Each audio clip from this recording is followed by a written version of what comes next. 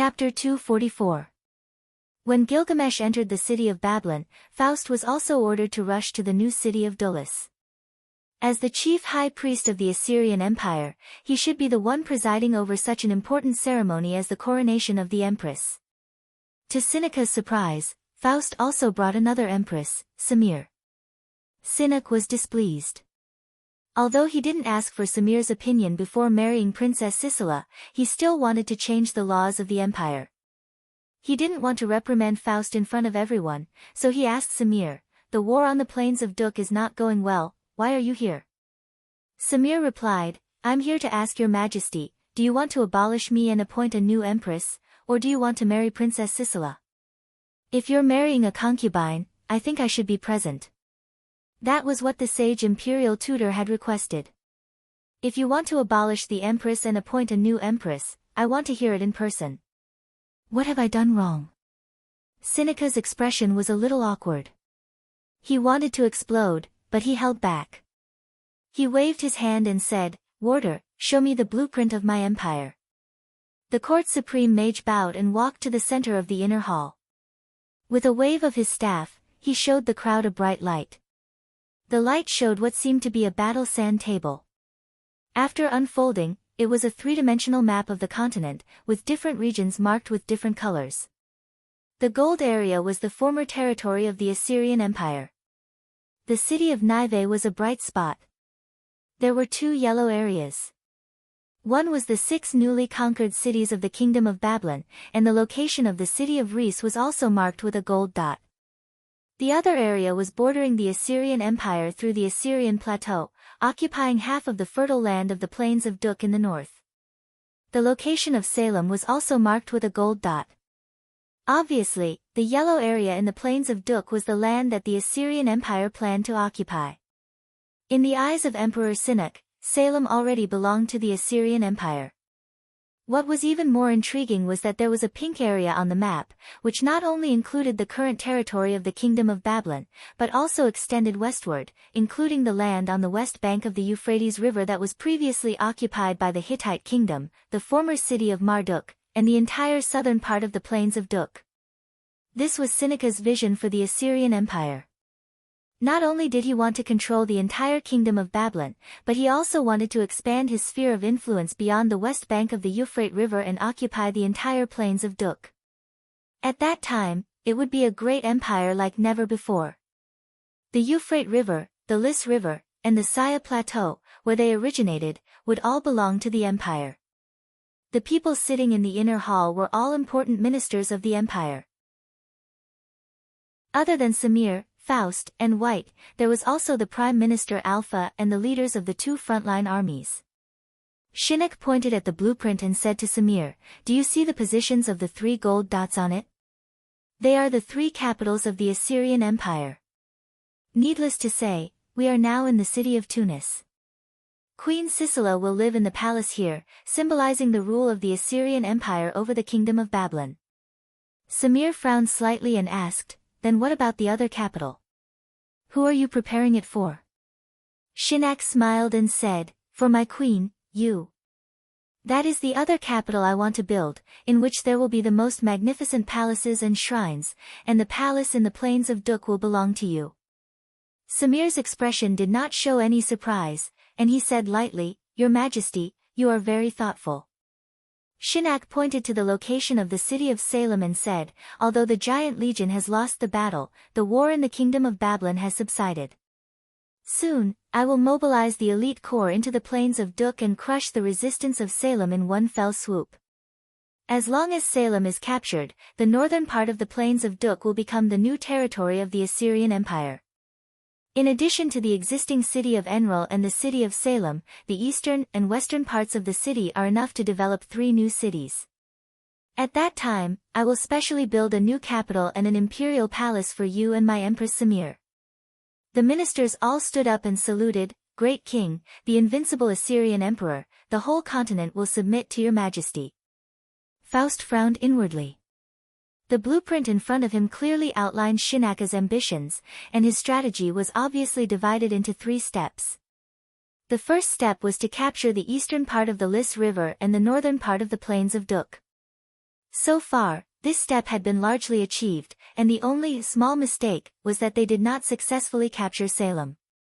The second step was also close to success, which was to control the entire kingdom of Babylon through Princess Sisera, marry her, and make her the queen of Babylon. Shinaka's display of such a strategic blueprint in public was both a consolation and a warning to Samir. He was going to build a new capital for her, symbolizing his rule over the new territory of the plains of Duk. At the same time, he was also reminding Samir not to cause trouble, as marrying Princess Sisera was part of the empire's strategy. Samir did not say anything, and excused himself from the celebration with the excuse that he was tired from the long journey after the war.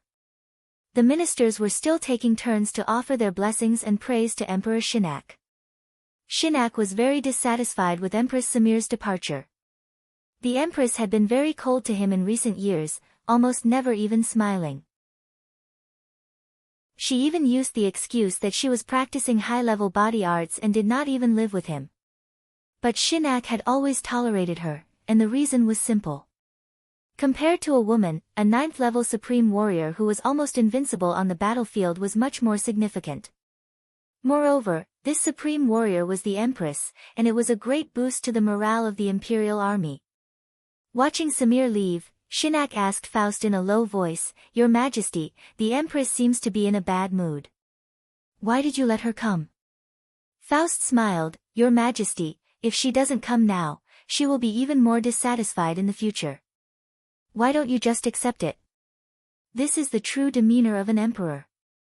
Perhaps you don't understand women very well, but what Empress Samir wants is not a new capital and a palace specially built for her." Shinak looked at Faust. "Oh. Could it be that the sage imperial tutor, who has always been cultivating alone, understands women better than me?" Faust lowered his head, "Perhaps I don't understand either." Princess Sisera's caravan traveled for more than 10 days. They spent the night in the last town on the west bank of the Lys River. The next day, they would cross the river and enter the city of Lys, which was occupied by the Assyrian Empire.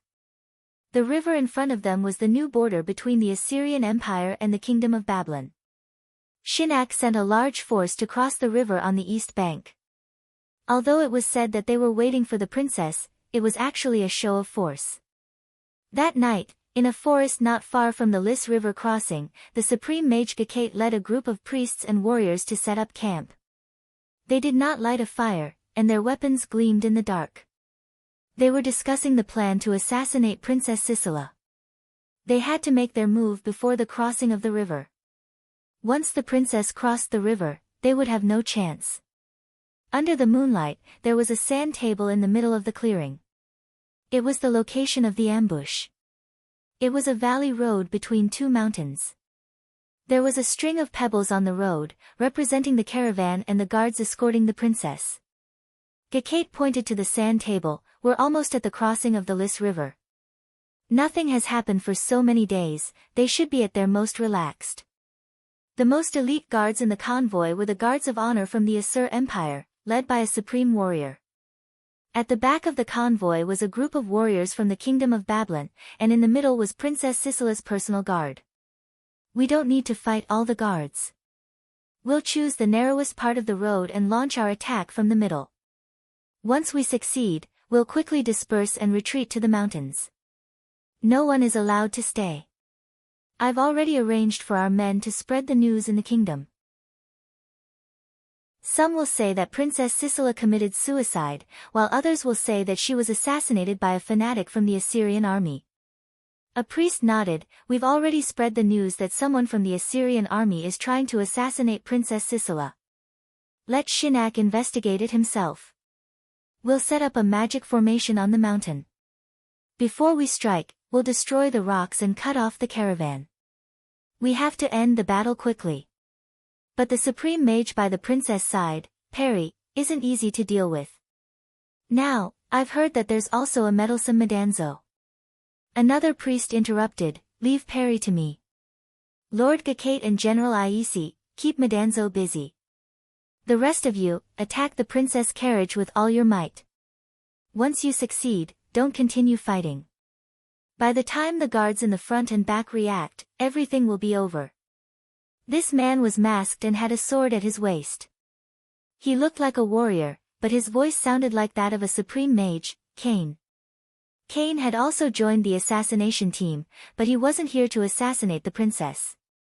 Gacate wanted to set up a trap on the mountain road to cut off the princess carriage.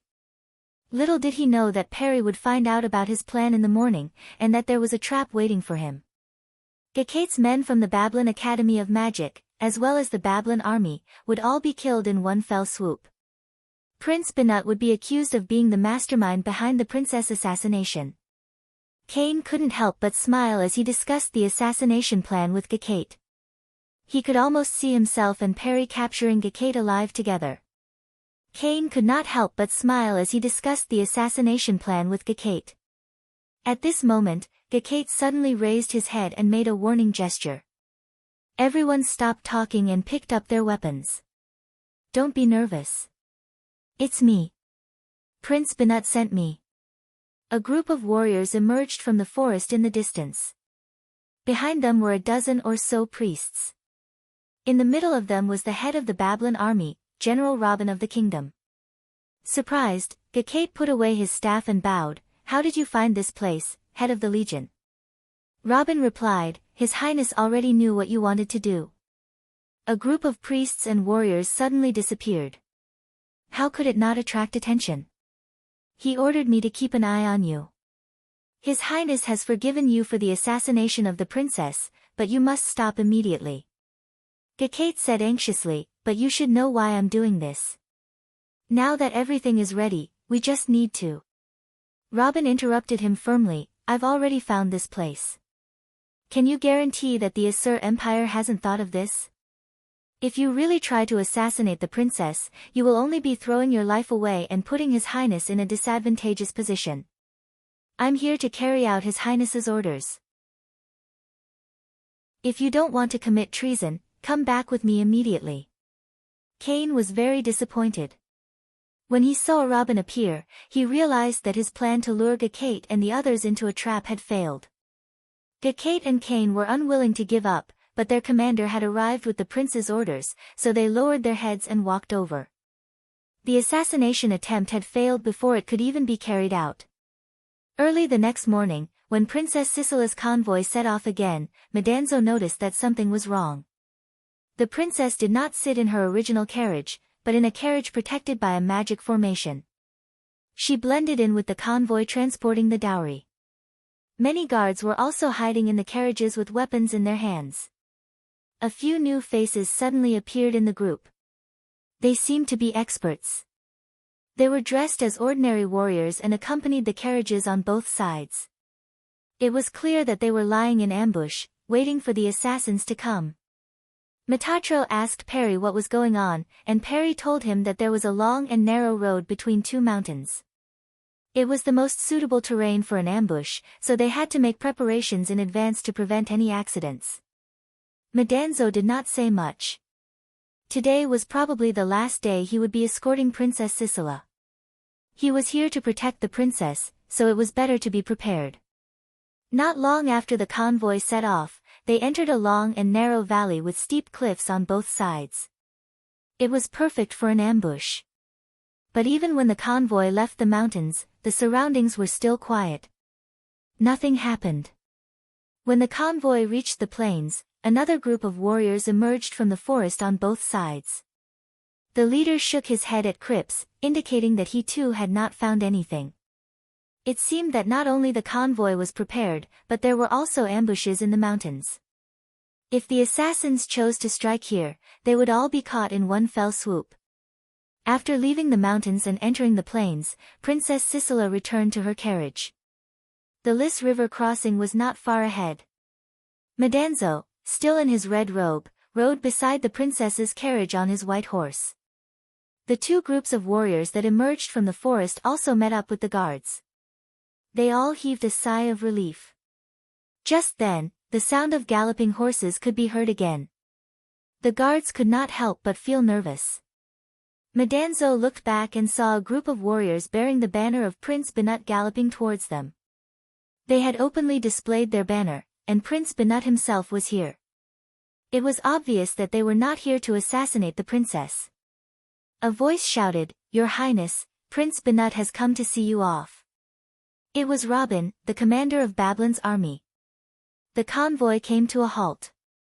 Prince Banut circled around to the side of Princess Sisela's carriage. The princess lifted the curtain and asked, "My dear nephew, why are you here?" Prince Banut bowed from the back of his horse. "My dear aunt, Banut is very sad that you are going to marry far away. I was too busy with the affairs of the kingdom to see you off. Today, I have come all the way to the border. I will personally see you off at the crossing and host a banquet for the warriors of the Assyrian Empire. I will express my gratitude to you on behalf of the kingdom of Babylon." Princess Sisela smiled and waved at him. "It's rare for you to come all the way to see me off. Come, sit in my carriage. We will go to the crossing together." Prince Banut dismounted and said, "That's exactly what I was thinking. I would like to ask to ride with you, aunt." He left his guards and boarded Princess Sisela's carriage.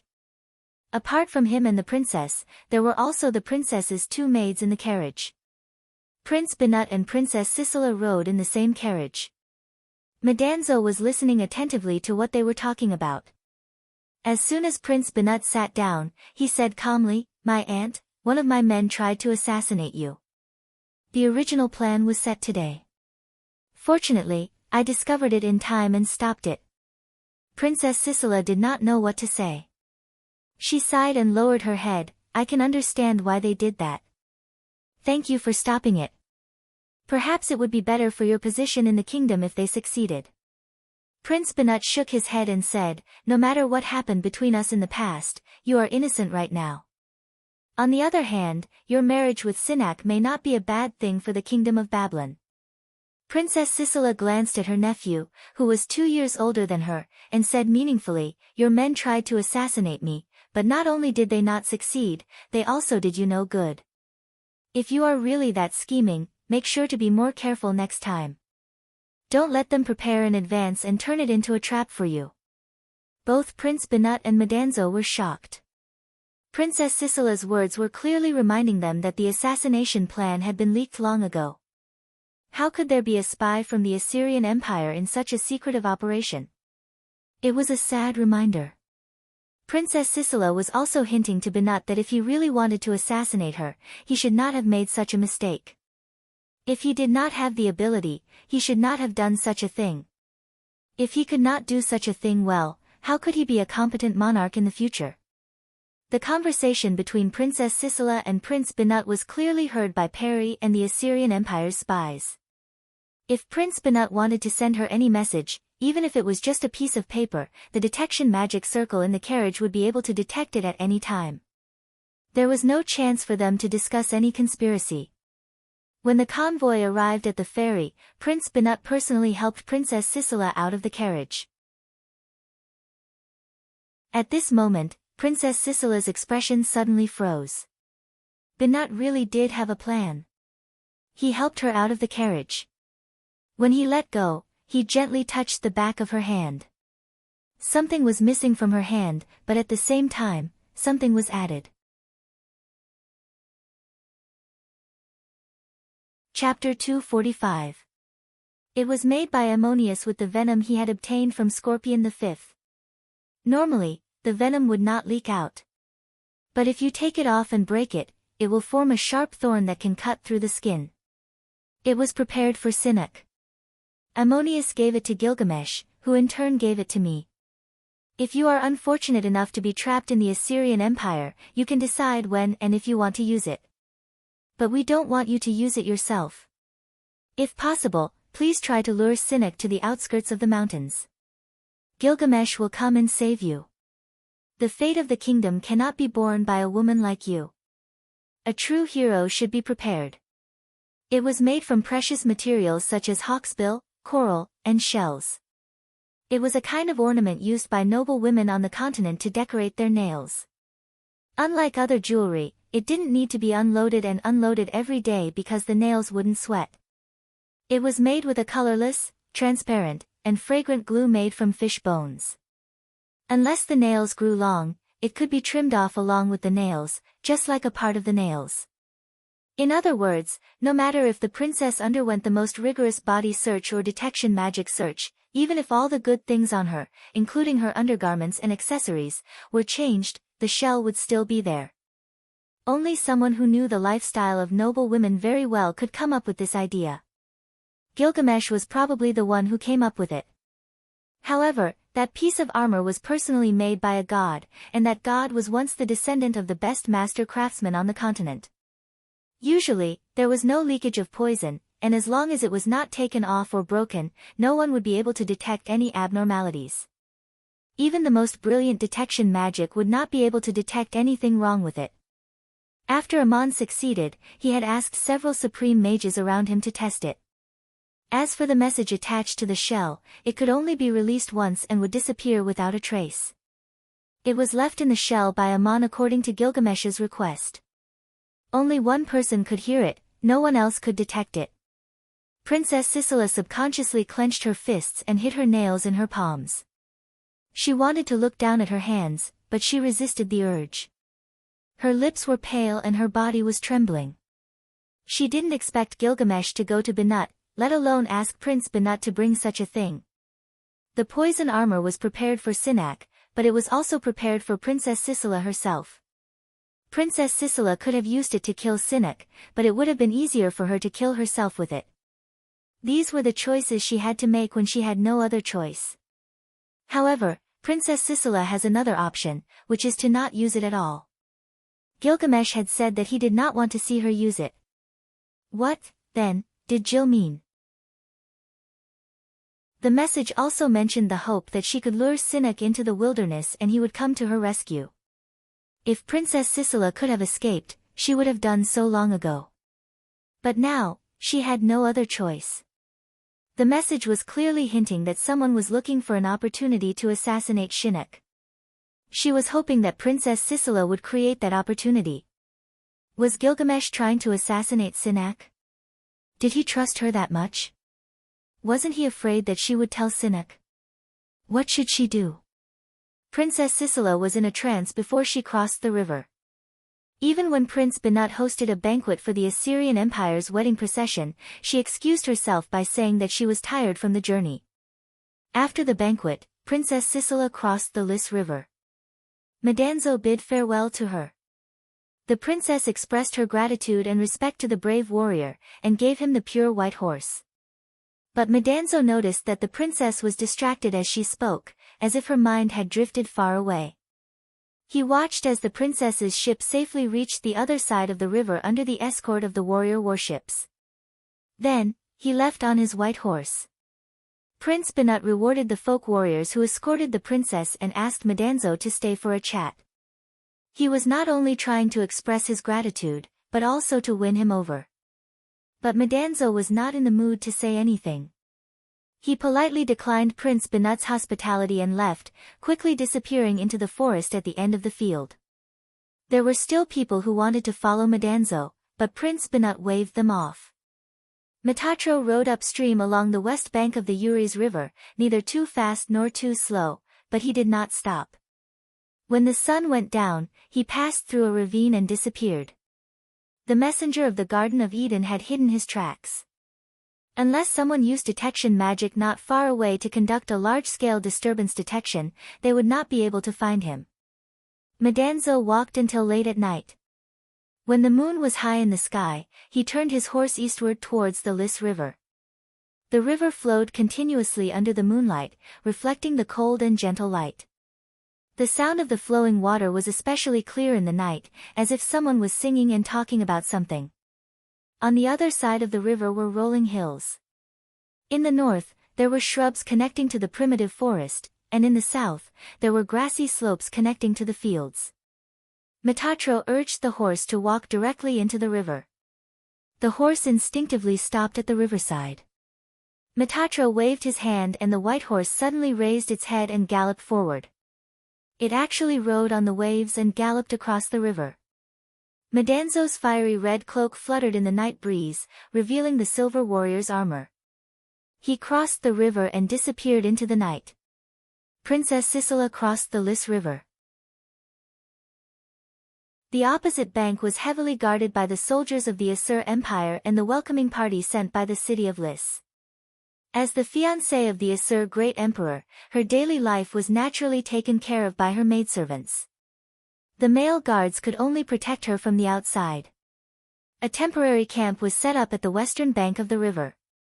Cedar wood was cut down to build an exquisite house, surrounded by large tents made of animal hide.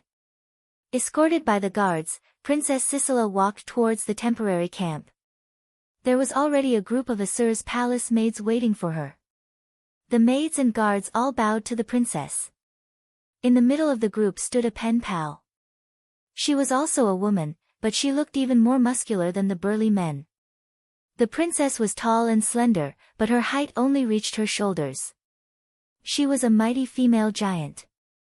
She did not wear the clothes of a palace maid, nor was she dressed like an armored warrior. She looked very conspicuous. The princess also noticed one thing. Be it the palace maids or the guards, none of them dared to approach the female giant. There was no one within 5 steps of her.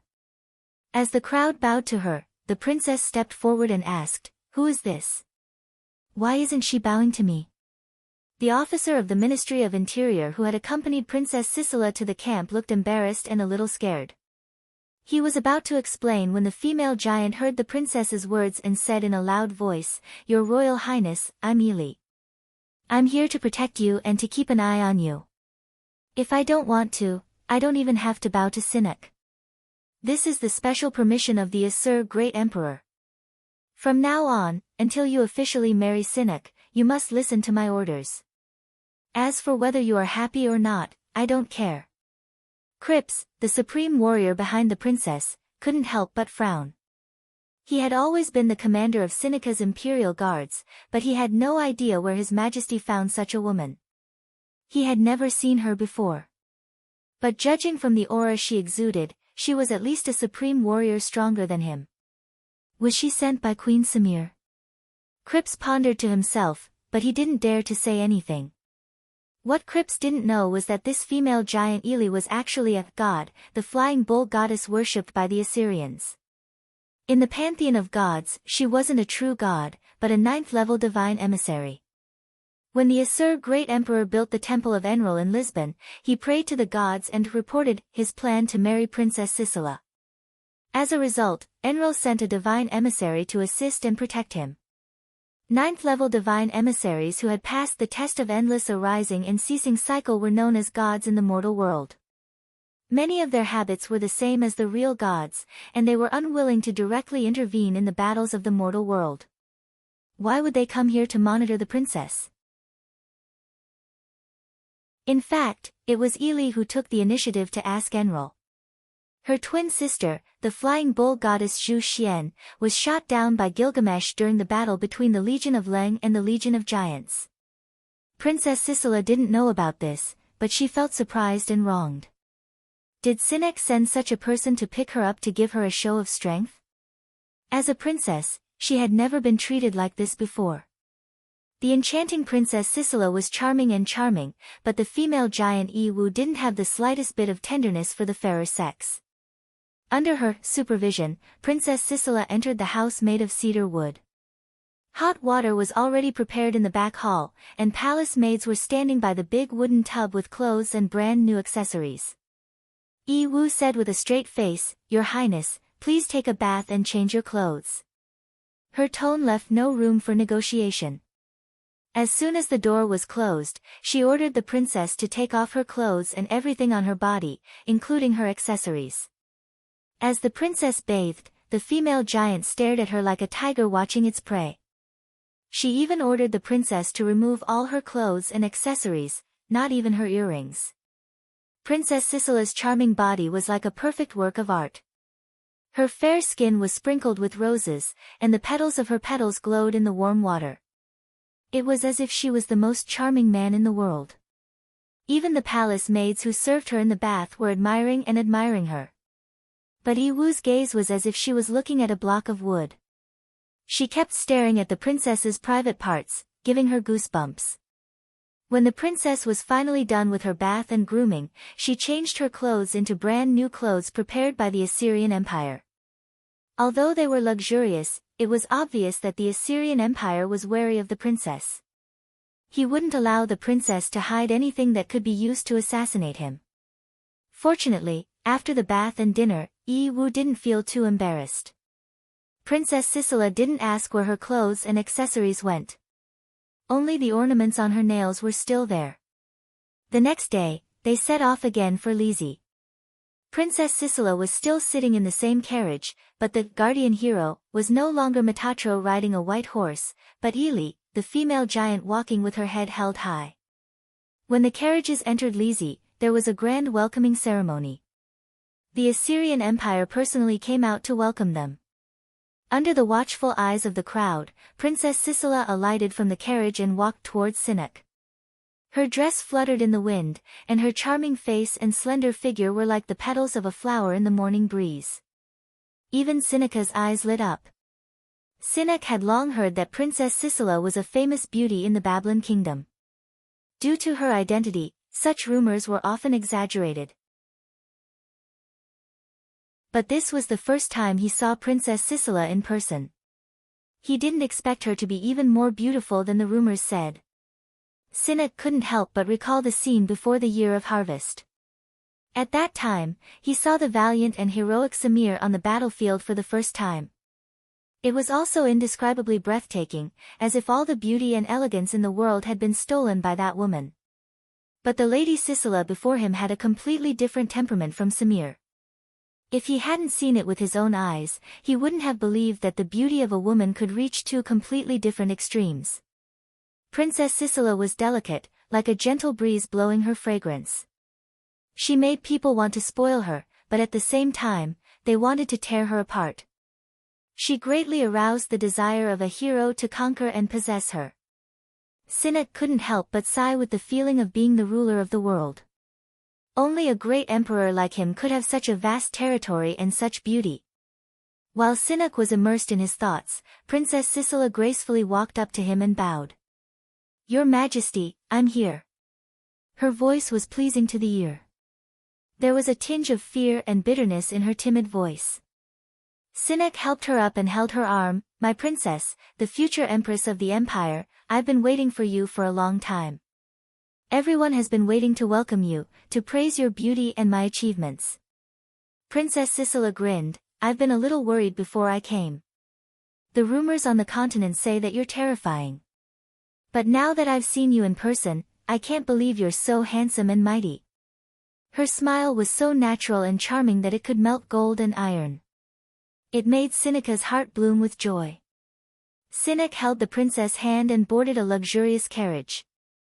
Escorted by the guards, they passed through the city and received the worship of the people. Naturally, there were many people in the city who followed the emperor's orders to welcome them. They sang songs of praise and cheered. But there were also many people who knelt on both sides of the street. Most of them were peasants who built the new capital. Many of them were slaves who were conquered and moved here. They were former citizens of the Babylon kingdom. Their prayers and kneeling were not out of coercion. They were completely spontaneous and sincere. Some of them even had tears in their eyes.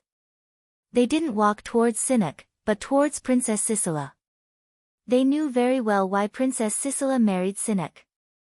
When Sinek saw this, he laughed in the carriage and said, "My princess, do you see these people?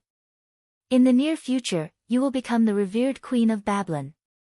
Princess Sisela smiled sweetly. "I only hope that your majesty will treat them well, just like how you treat your people. When you become my queen, and then the queen of Babylon, the people of Babylon will naturally become my subjects," Sinek said proudly.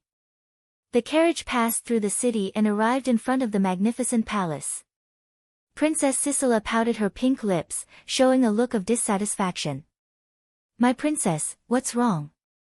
Sinek asked in a puzzled tone. "Your Majesty, are you going to hold your wedding here?"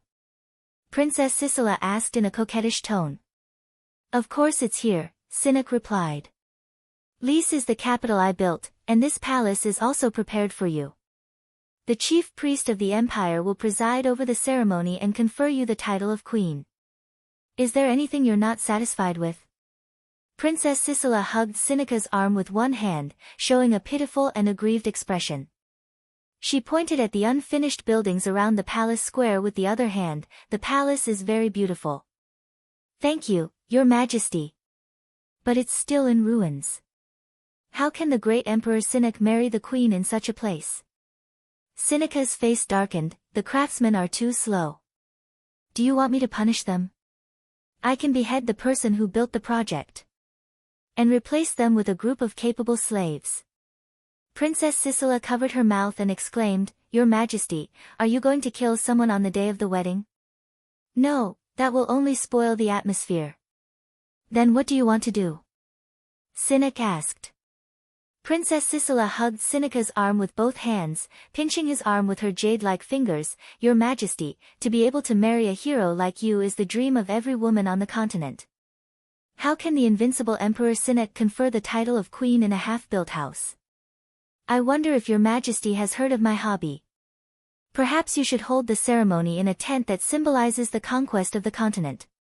Cynic was taken aback for a moment, then he smiled. I've long heard of your hobby. You like to disguise yourself and travel around the kingdom. You also like to go hunting in the wilderness. That's my hobby as well. Hunting is a form of training for heroes in times of peace, but war is another form of hunting. Do you want me to set up the most luxurious tent in the world and hold the wedding in the hunting grounds? Princess Sisela smiled happily, her body softly leaning on Seneca's arm. The entire continent is Your Majesty's hunting grounds. Your wedding must show that you are a peerless hero. Cynic slapped his thigh. Very well then. I will confer the title of queen in the hunting grounds and hold a hunting feast. Let everyone celebrate this grand occasion. Hunting was a way for noble warriors to show off their martial prowess during times of peace. Emperor Cynic was also a keen hunter, and Princess Sisela's proposal was just what he liked. With Seneca's status, he could hold the wedding as he wished. The reason he made this decision was because the palace was not yet finished, but also because he liked it.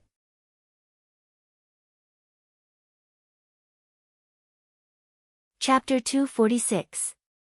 The first was that Princess Sisela would smile at him, and she looked so happy.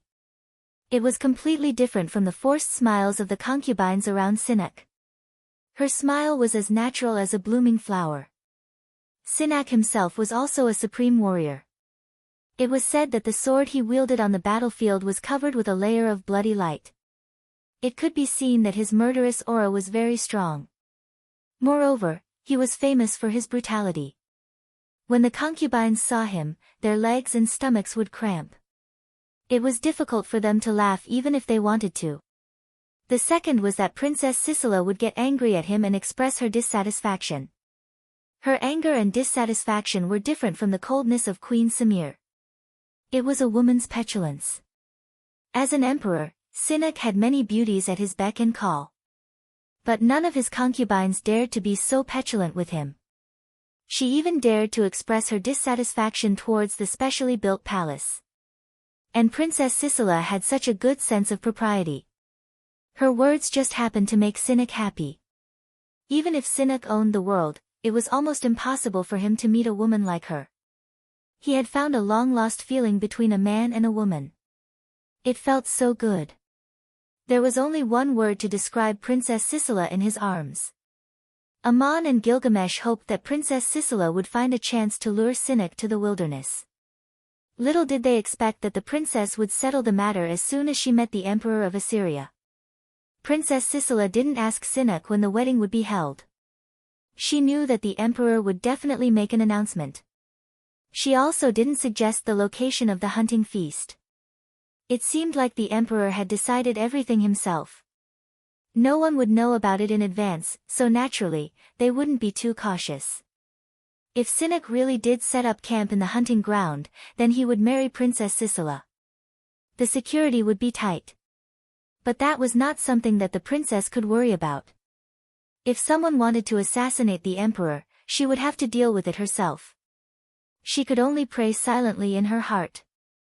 The reason why she lured Sinek to the wilderness was that it was impossible to assassinate the emperor in the city.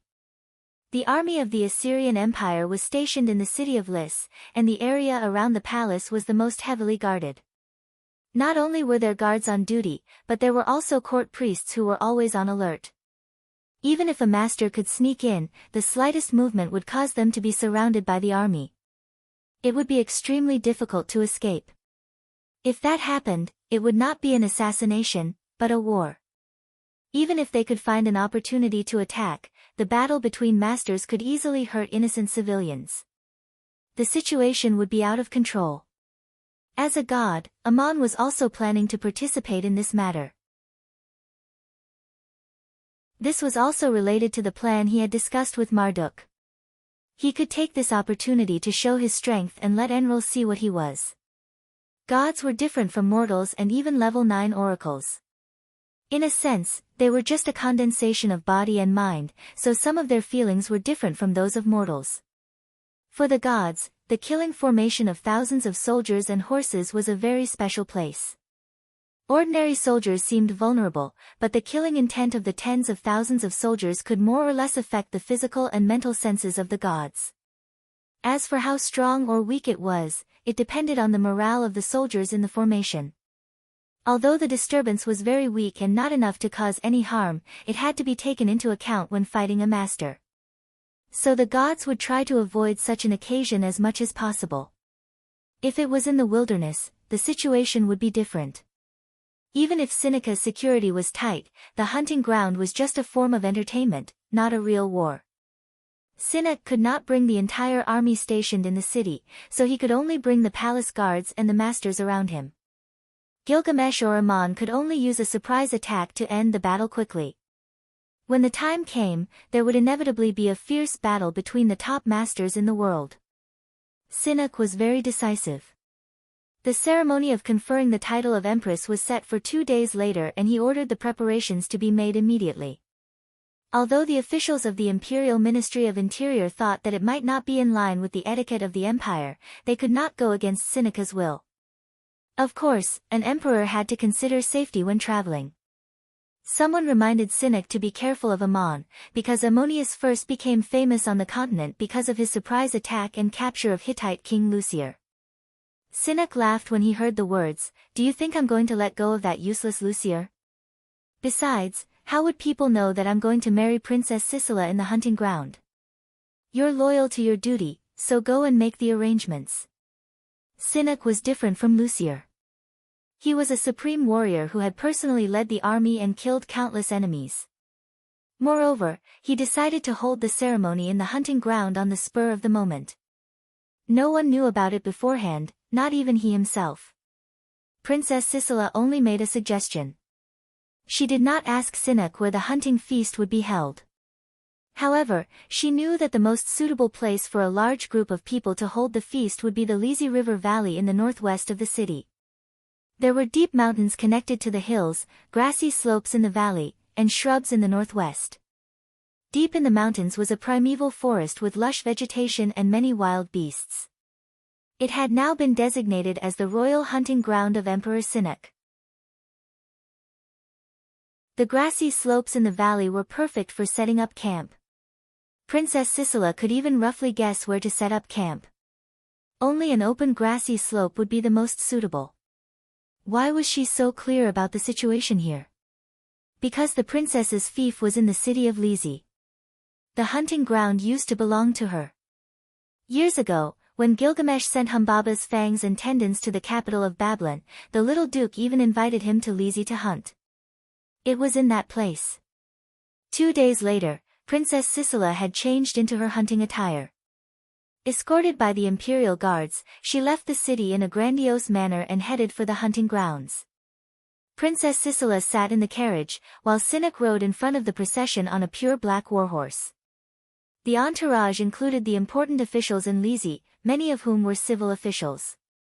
However, to please Seneca, they all changed into warrior attire, except that they did not wear heavy armor.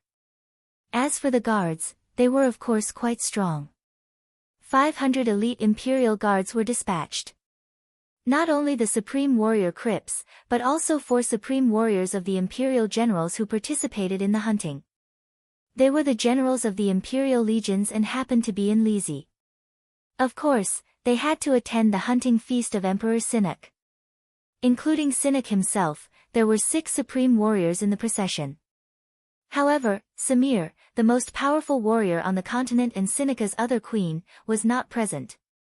Samir stayed in Lisi and did not participate in the hunting feast. Perhaps she was unhappy, but her reaction was normal. There were also 3 supreme mages in the hunting party. In addition to the court supreme mage White, there was also a chief priest of the Straw League, one of the high priests of the Assyrian kingdom, Diego Jorge, who happened to be in Lisi as well. The most powerful of all the mages was, of course, Faust, the sage of the nation. There were not only warriors in the king's imperial guards, but also a group of court priests. Their duty was not only to protect Emperor Sinek and Empress Sisela, but also to hold the conferring ceremony under Faust's leadership. This group of priests was probably more powerful than a single supreme mage. There were 30 of them, specially trained and equipped with standard staffs. They could form a magic formation to guard against any surprise attack at a critical moment. Their commander used to be White, but today he was replaced by Faust. When the emperor went hunting, the group of priests who accompanied him were also given scrolls. This was also part of their strong fighting power. Scrolls could not be used on a large scale on a battlefield, as they were too expensive and could easily cause accidental injuries in a chaotic battle. However, they were a regular magical item when protecting the emperor, especially in the wilderness. They were perfect for setting up a magic formation and being used in batches. They had all kinds of miraculous offensive and defensive effects. In order to prevent any unexpected situations, Faust had also ordered all the scrolls provided by the group of imperial priests to be stored in his own space ring. If there were any sudden incidents, he could command the priests to immediately set up a formation and use the scrolls in the formation. In the face of such a powerful force, it was simply impossible to assassinate Sinek. It was Princess Sisela who managed to lure Sinek to the hunting ground. But when she saw the formation, she regretted it and even secretly prayed that Gilgamesh would not come. Some people had already set up camp on the grassy slope between the hills. In the middle of the camp was a luxurious leopard skin tent. The tent was like a small palace. The front part of the tent was open, with seats for Sinek and Princess Sisela, and a separate seat for Faust next to it. There were also many tents in front of the tent, forming an open space with tables and cushions. This was where the hunting feast and the conferring ceremony would be held. As for the tent at the back, it would be the bedroom of Sinek and Princess Sisela after their marriage. When the crowd arrived, everything had already been prepared. Sinek was now a man of action, and a large-scale hunting party was about to begin. The emperor rode a warhorse with a longbow in his hand and galloped into the wilderness. His guards flanked him from both sides, neither too far nor too close. Princess Sisela did not ride a horse. She sat in a chariot and followed Sineka's horse from afar, cheering and jumping for joy. The driver was the female giantess, Edamit. Little did Princess Sisela know that the female giantess in front of her was the most powerful being among them. She waved her embroidered handkerchief and shouted, "Your Majesty, be careful. Ever since the great flood in the plains of Duk, monsters have been appearing in the deep mountains here." Sinek laughed and said, "I can't wait for a monster to rush out and kill it myself in front of you." Serving the emperor on a hunting trip was a tough job. Not only did they have to protect His Majesty from being hurt by the beasts, but they also had to let His Majesty have fun and show off his power by killing the beasts. Fortunately, Sinek himself was a supreme warrior. Ordinary beasts could not hurt him at all, which saved him a lot of trouble. In fact, some warriors and priests had already arrived at the forest in front of them. They were hard at work carrying out 2 tasks. One was to check if there were any assassins lying in ambush in the mountains, and the other was to drive the beasts out of the mountains. Otherwise, the beasts would have been scared away by such a huge commotion in the wilderness. How could Sinek continue his hunt? Sinek was indeed brave. He drove the frightened beasts out of the forest, and his arrows did not miss their target. He killed 5 deer, 3 antelopes, a leopard, and 2 bears in a row. The warriors on both sides of him also had their own kills. The grand hunt finally came to an end when the horses were tired and their nostrils were puffing white smoke. The game was transported back to the camp, washed and cooked before being served at the banquet. The tired officials escorted Sinek out of the wilderness and back to the camp. If someone wanted to assassinate Sinek, the most dangerous moment had passed. Most of the guards in charge of security were relieved. Sigh. It was already afternoon. The ceremony to confer the title of Empress would be held before sunset, followed by a grand bonfire banquet. Princess Sisela sat in her chariot and looked up at the sky. The expression in her eyes was either disappointment or relief. It seemed that the assassin had given up on the plan. Even the princess herself could not tell if she wanted Gilgamesh to come out or not. Just then, Eli, who was driving the chariot, suddenly turned his head to the east in the direction of the Lys River. Everyone immediately looked in that direction because they heard the clopping of hooves. It was a strange situation. Unless there were tens of thousands of horses galloping, the sound of hooves from a single horse could not be heard from so far away. But this knight had used a kind of magic, fearing that no one would know of his arrival. Everyone, including Sinek, had a strange expression on their faces. They were not nervous, but more curious. A small dot appeared on a hill in the distance. But with the eyesight of the experts, they could clearly see that it was a warrior on horseback.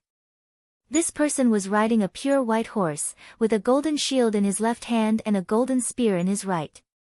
He wore a bright silver armor and a fiery red cloak fluttered in the wind. There was a smile at the corner of his mouth, and the sunlight shone on his handsome face and mighty figure, making him look so energetic. Bows were nocked, swords were unsheathed, and the priests took out their staffs, ready to face the enemy. Sinek smiled and waved his hand to indicate that there was no need to be so nervous. He shouted to the newcomer, "Which hero has come to my hunting ground? If you are here to congratulate me on my wedding with Princess Sisela, I will pardon your trespass. Throw away your weapons and dismount, and you can join my hunting feast." Princess Sisela's heart was in her throat when she saw a godlike knight appear in the distance. But when the man came close enough for her to see clearly, she realized that it was Metatro. She couldn't help but feel surprised and disappointed at the same time.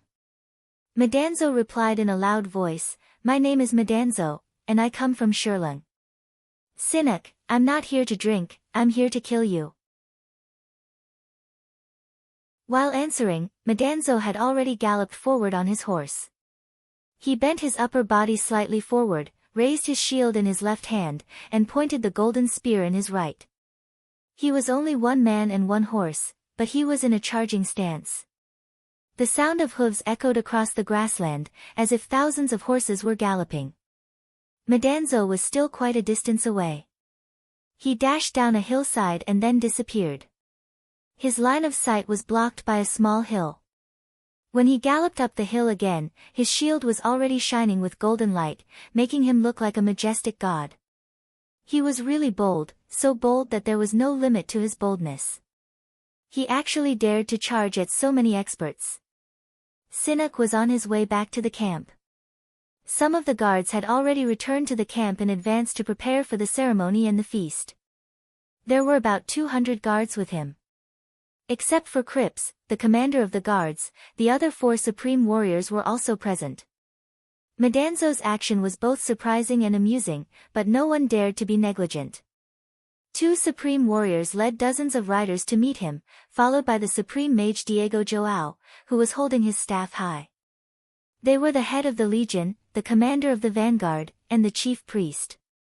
They were already very familiar with each other. At this moment, it was a good opportunity to show off in front of His Majesty. Medanzo seemed to be in a charging stance, but when he was about to reach the battle range, he suddenly changed. He threw the golden shield in his hand out like a battle axe, and at the same time, leaped high from the back of his horse and swung down with all his might in midair. The shield was blocked by 2 rays of sword light in front of the cavalry formation, exploding into a ball of golden light and shattering into pieces. The supreme mage Diego Joao also sacrificed a ray of light to cover the charging warriors. Dozens of spears whistled into the air. A golden ray of light fell from the sky, as if separating light and darkness. A powerful momentum swept away the flying spears and hit the light of the guard formation. The light was shattered, and the 2 supreme warriors roared and leaped high. 2 arcs of sword light crossed to block the golden light, but at this moment, they heard the neighing of horses. The attack from the sky was blocked, and the warriors could still bear the aftermath of the energy, but the horses under them could not bear it and fell to the ground.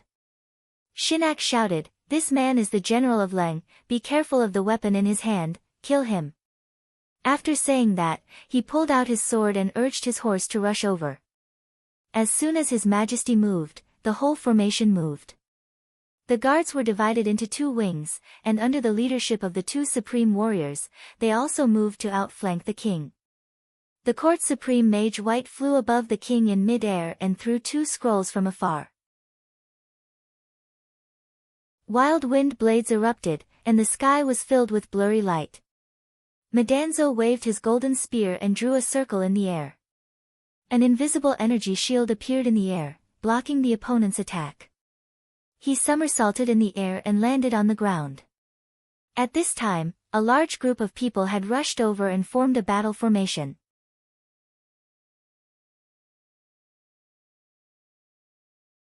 Chapter 247. Notice of welcoming the New Year's storytelling event. Ever since Dubhe was released, I've been plagued by all sorts of miscellaneous matters. Sometimes I can't help but sigh. Why are there only 24 hours in a day? These past few years, I've often been busy. Perhaps I've developed a kind of tenacity to persevere in a stable state. I suddenly remembered that it's been a long time since I've story told, and it's almost the end of the year. December 31st, Saturday, 7 p.m. sharp, welcoming the New Year's storytelling event, will be held on the Gentleman's Residence YY channel. Another year has passed. Everyone can gather on the internet to be lively. I'll be storytelling. Enthusiastic readers can sing, tell jokes, and perform all sorts of other talents. Interested readers can inquire about the specific method of participation in the book club. See the pinned announcement in the book review section for how to join the book club. In addition, the annual selection has already begun. There's an announcement on the homepage. There's also a voting option right below the title of the book on the homepage. Ordinary users will each have 1 free ticket. 6 users will each have 2 free tickets. I'm asking for everyone's votes here. Due to the limited number of votes, please focus your votes on the Book of the Year, Dubhe. As for the Author of the Year, I don't need to vote. I'm only asking for everyone's free tickets. There's no need, and it's not worth it for you to spend your money on paid tickets. If you really have that kind intention, you might as well give me a tip. I'm already very grateful for the support of the official subscription. Asking for tickets isn't for any title, but a form of acknowledgement. It's almost the end of the year. Based on the principle of free tickets, let's all be lively for once finally, a grand and formal request, this month's and this year's final closing monthly tickets.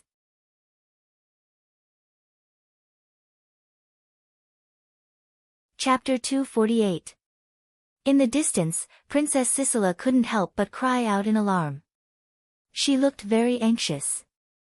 She was very worried about Metatro's safety, and at the same time, she secretly blamed this brave warrior for being so reckless.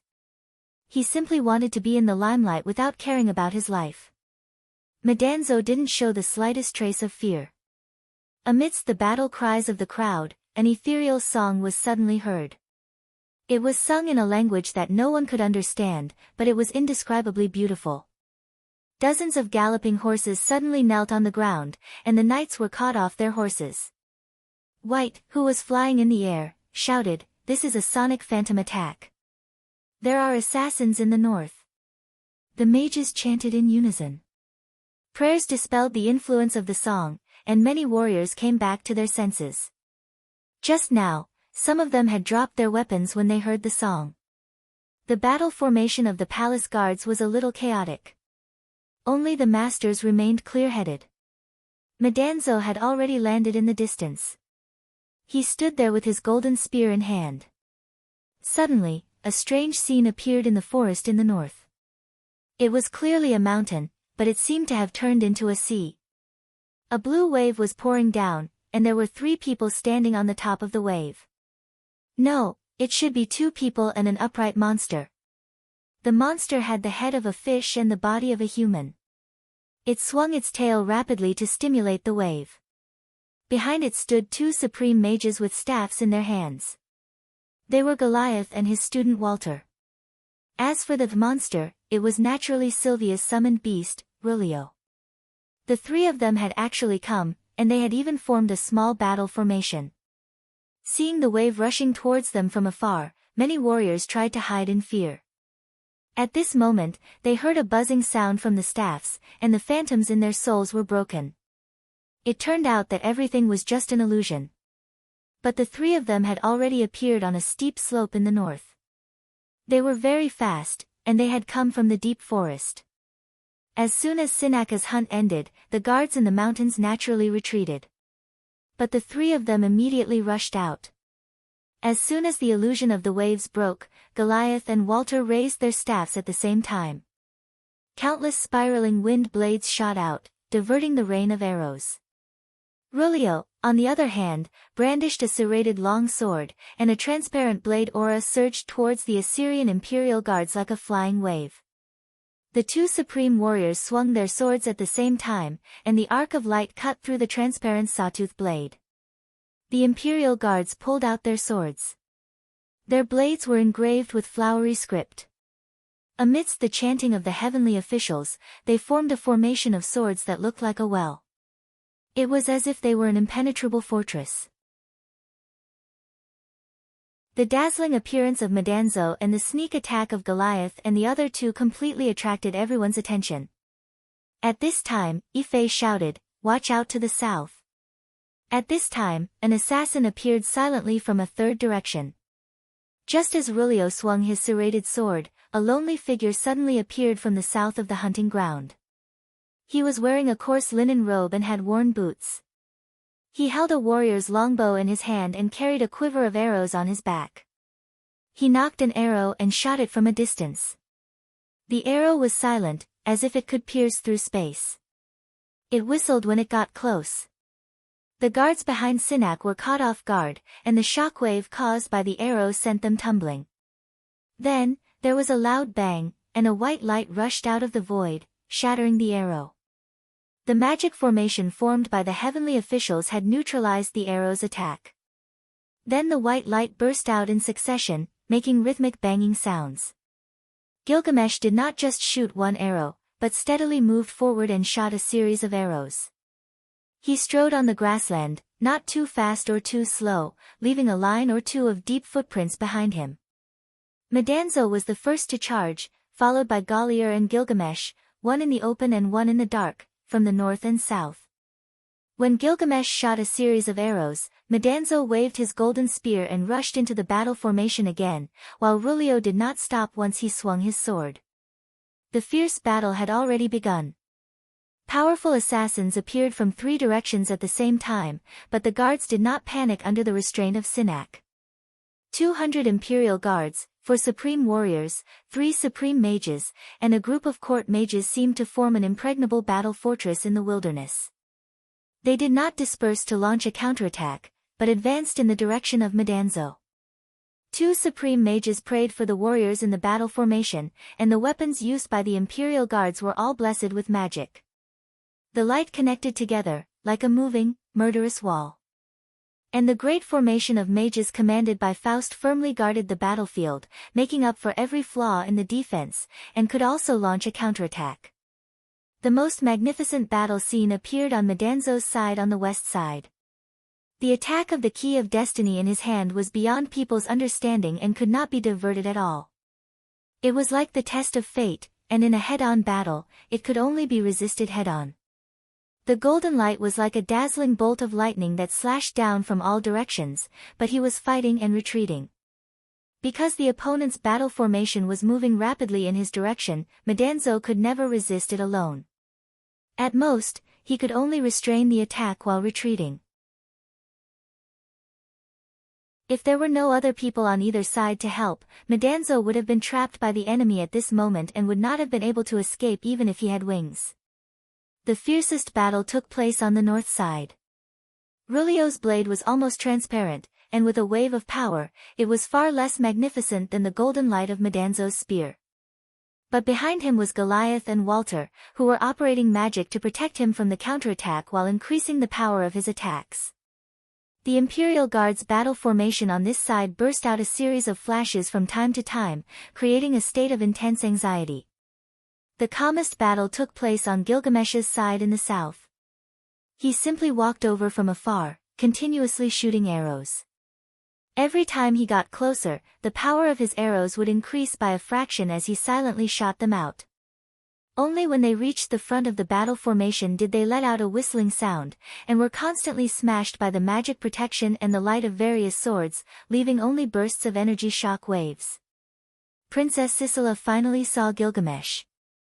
His appearance was so simple, and he kept shooting plain arrow after plain arrow at the enemy. Sisela felt an inexplicable warmth in her heart. She could no longer hear the sounds of the fierce battle, and could only stare blankly at Gilgamesh approaching from afar. She opened her mouth to shout something, but her throat seemed to be blocked. In the ambush of three fronts, Madanzo's side was clearly at a disadvantage, while Rulio's side was evenly matched. Only Gilgamesh was advancing step by step. But the guards on Sinaka's side had yet to display their greatest fighting strength. Faust had commanded the court guards to deploy a magic formation, only to stabilize the situation and protect his majesty. Sinak himself had drawn his sword, the blade faintly emitting a blood-red light, but he had yet to make a move. Flying Bull Shani leaned against the carriage, staring at the approaching Gilgamesh, his pupils gradually contracting. In the distant camp, Krips had already led 300 Imperial guards towards them on horseback. Sinak used a magic signal to order them to outflank Goliath and Walter. It seemed that the stalemate would soon be reversed. If these assassins did not hurry up and flee, they would not be able to escape. To succeed in an assassination, the most important thing was to succeed in a sneak attack. If one failed, they would have to flee 1,000 miles away. Facing a battle formation head-on like this was already a failure for the assassins. Sinak gripped his sword and sneered. He was thinking about which assassin to behead first. Ili did not care about the outcome of the battle, nor did she care whether the assassins would succeed in assassinating Sinak. She only watched Gilgamesh's movements. There were only 12 arrows in Gilgamesh's quiver. Based on his shooting speed and distance, he would run out of arrows in less than a third of the way. When the last arrow in Gilgamesh's hand left the bowstring, Iguan also shot up from the carriage like an arrow leaving the bowstring. He let out a deafening roar in mid-air and brandished a strange weapon in his hand. It looked like a long prism, but it was twisted into a spiral arc. It also looked like a curved blade with two sharp strings on both sides. Its shape was very similar to a strange bull's horn that had been polished and elongated. When this weapon was brandished, it gave off a soul-shaking sound. A spiral storm surged out of the air and swept towards Gilgamesh's figure. Gilgamesh had once shot down her twin sister, the heavenly bull goddess Zhu Xian, with one arrow. Ili was waiting for him. Not only did this attack carry great power, but it also contained an angry imprisonment. She wanted to wrap Gilgamesh in the center of the storm and prevent him from escaping. Gilgamesh threw away the longbow after shooting the last arrow. If one was close enough, they could see that he was wearing a pair of boxing gloves. They were carefully made from the toughest snakeskin of Humbaba. Enkidu also had a pair of the same boxing gloves. His boxing gloves shone with a faint golden light, but the aura of power was different from that of a pure warrior like Enkidu. With a low hum, it contained a strange magic. It was as if there was an invisible armor spreading along the boxing gloves and covering his whole body. If he swung his fist, not only would there be a powerful impact, but there would also be an instantaneous high-level magic. He was ready to swing his fist to meet the storm falling from the sky. However, at this moment, there was another unexpected change. Gilgamesh had only swung his fist halfway when he suddenly turned his wrist and grabbed a longbow. It was the famous divine bow that he had forged with his own hands. This bow had been given by Gilgamesh to Ammon, and Ammon had given it to Madanzo for safekeeping. At this moment, it was back in his hands. Gilgamesh turned his wrist and held the bow in his hand, just in the posture of shooting an arrow. Then, he pulled the bowstring and pulled out an arrow from the bowstring out of thin air. This was not an arrow condensed from energy. This time, he had come to assassinate Emperor Sinek. Under his linen sleeves, there was a bracelet. It was this supreme mage's spatial artifact. This arrow was drawn from the bracelet. It was about 3 feet long, and the white shaft was filled with a terrifying aura. There were strange veins on the body of the arrow that seemed to be flowing. Without the feather, it was just a bare shaft. There was also no arrowhead. The tip of the shaft was naturally pointed, making it look extremely sharp. This was Humbaba's tusk. It should have been curved, but Gilgamesh had refined it into such an arrow.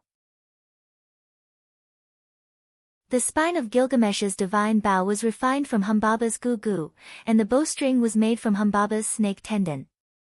As soon as the arrow was placed on the bowstring immediately made a strange vibration. It sounded like an angry roar, but also like a wail of pain. The sound of thousands of wild bulls roaring could be heard in the wilderness. In an instant, this plain-looking warrior seemed to have become an indomitable god. Even the grassland around him became blurred under the powerful aura. The gauntlet glowed with golden light as he slowly pulled the bowstring. In mid-air, there seemed to be a phantom of a 9-headed serpent. Faust's expression immediately changed. This was because Gilgamesh was not aiming at the flying bull god in the sky, but at him, who was floating in mid-air in the distance and presiding over the magic formation. This series of unforeseen events happened at the same time. Gilgamesh drew his bow and nocked an arrow. The flying bull god rushed into the sky and fired a thunderstorm at Gilgamesh. However, Gilgamesh did not even raise his head. He did not pay any attention to the thunderstorm at all. This was because he heard a voice in his soul that he absolutely trusted. Gil, let me handle the matters in the sky. You deal with the magic formation with all your strength. This was the voice of God Ammon, and the real sneak attack had only just begun. A long sword carrying the power of sealing slashed through the void, and the spiral-shaped storm was abruptly cut in mid-air before it could fully unfold. Following this slash, Ammonius also stepped out of the void with the eye of sealing in his hand. Since the divine emissary sent by Enlil had made his move, he, the god, had finally appeared in person. Ammon cut the storm with one slash. He then swung his sword with a devouring power towards the flying bull god opposite him. The flying bull god waved his spiraling longsword, and a fierce storm rolled up in mid-air. He forcefully received Ammon's slash, and his figure flew backwards. At the same time, 2 figures suddenly rushed out from Seneca's guards into the sky. Accompanied by thick smoke and flames, they attacked Ammon from the left and right. In an instant, they formed a triangle in the sky.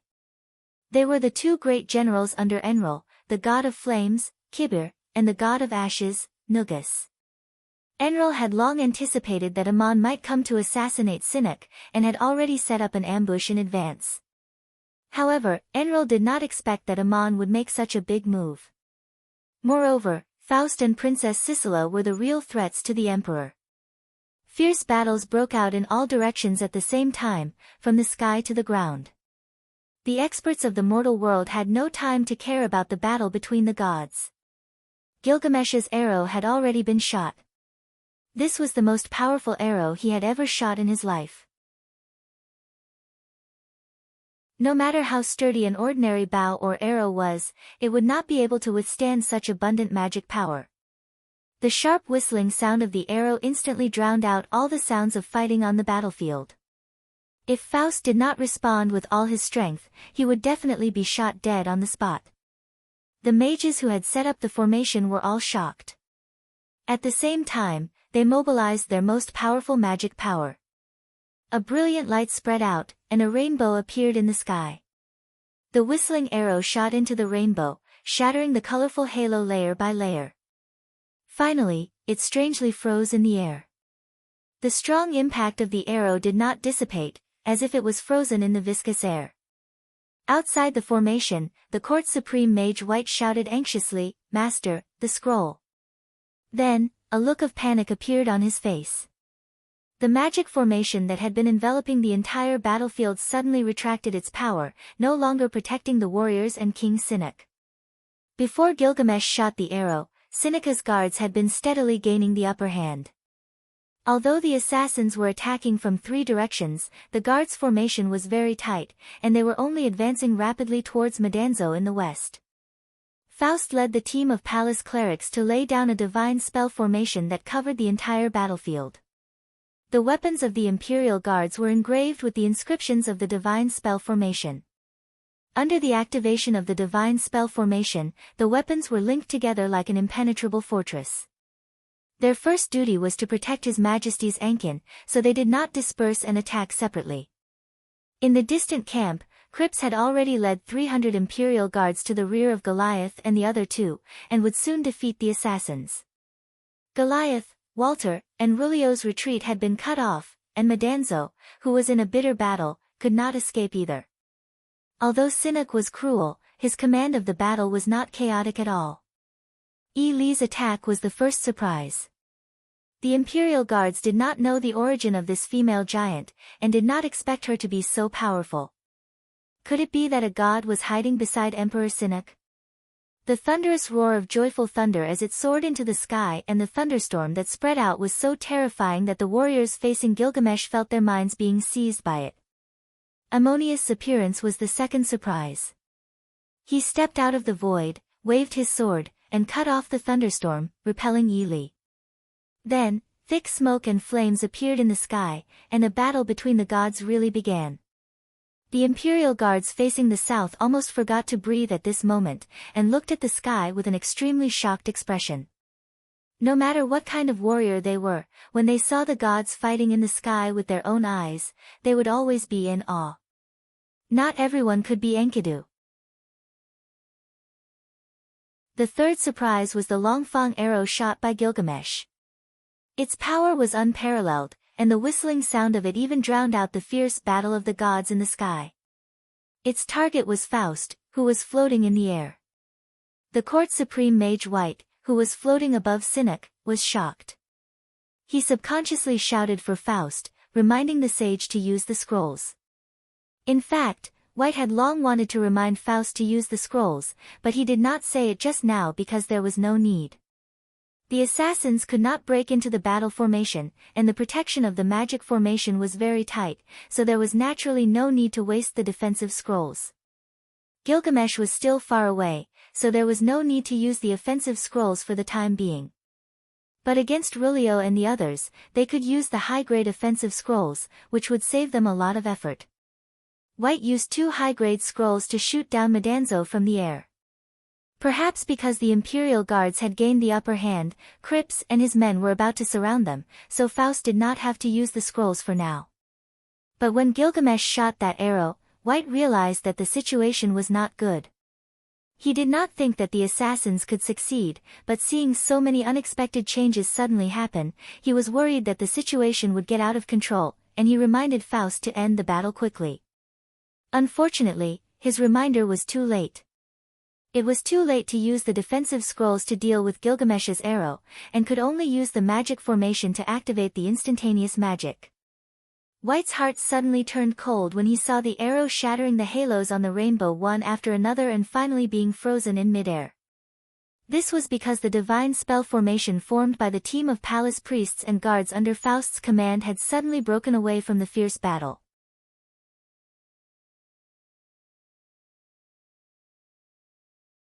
Chapter 249. The power of Gilgamesh's fanged arrow was so astonishing that even the powerful rainbow aura couldn't block it. Faust, in a moment of life and death, instantly activated his strongest defensive ability, the air elemental armor, and forcibly froze the arrow in the air. This kind of magic could solidify the surrounding air, turning the outer layer viscous until the inner layer was as hard as diamond.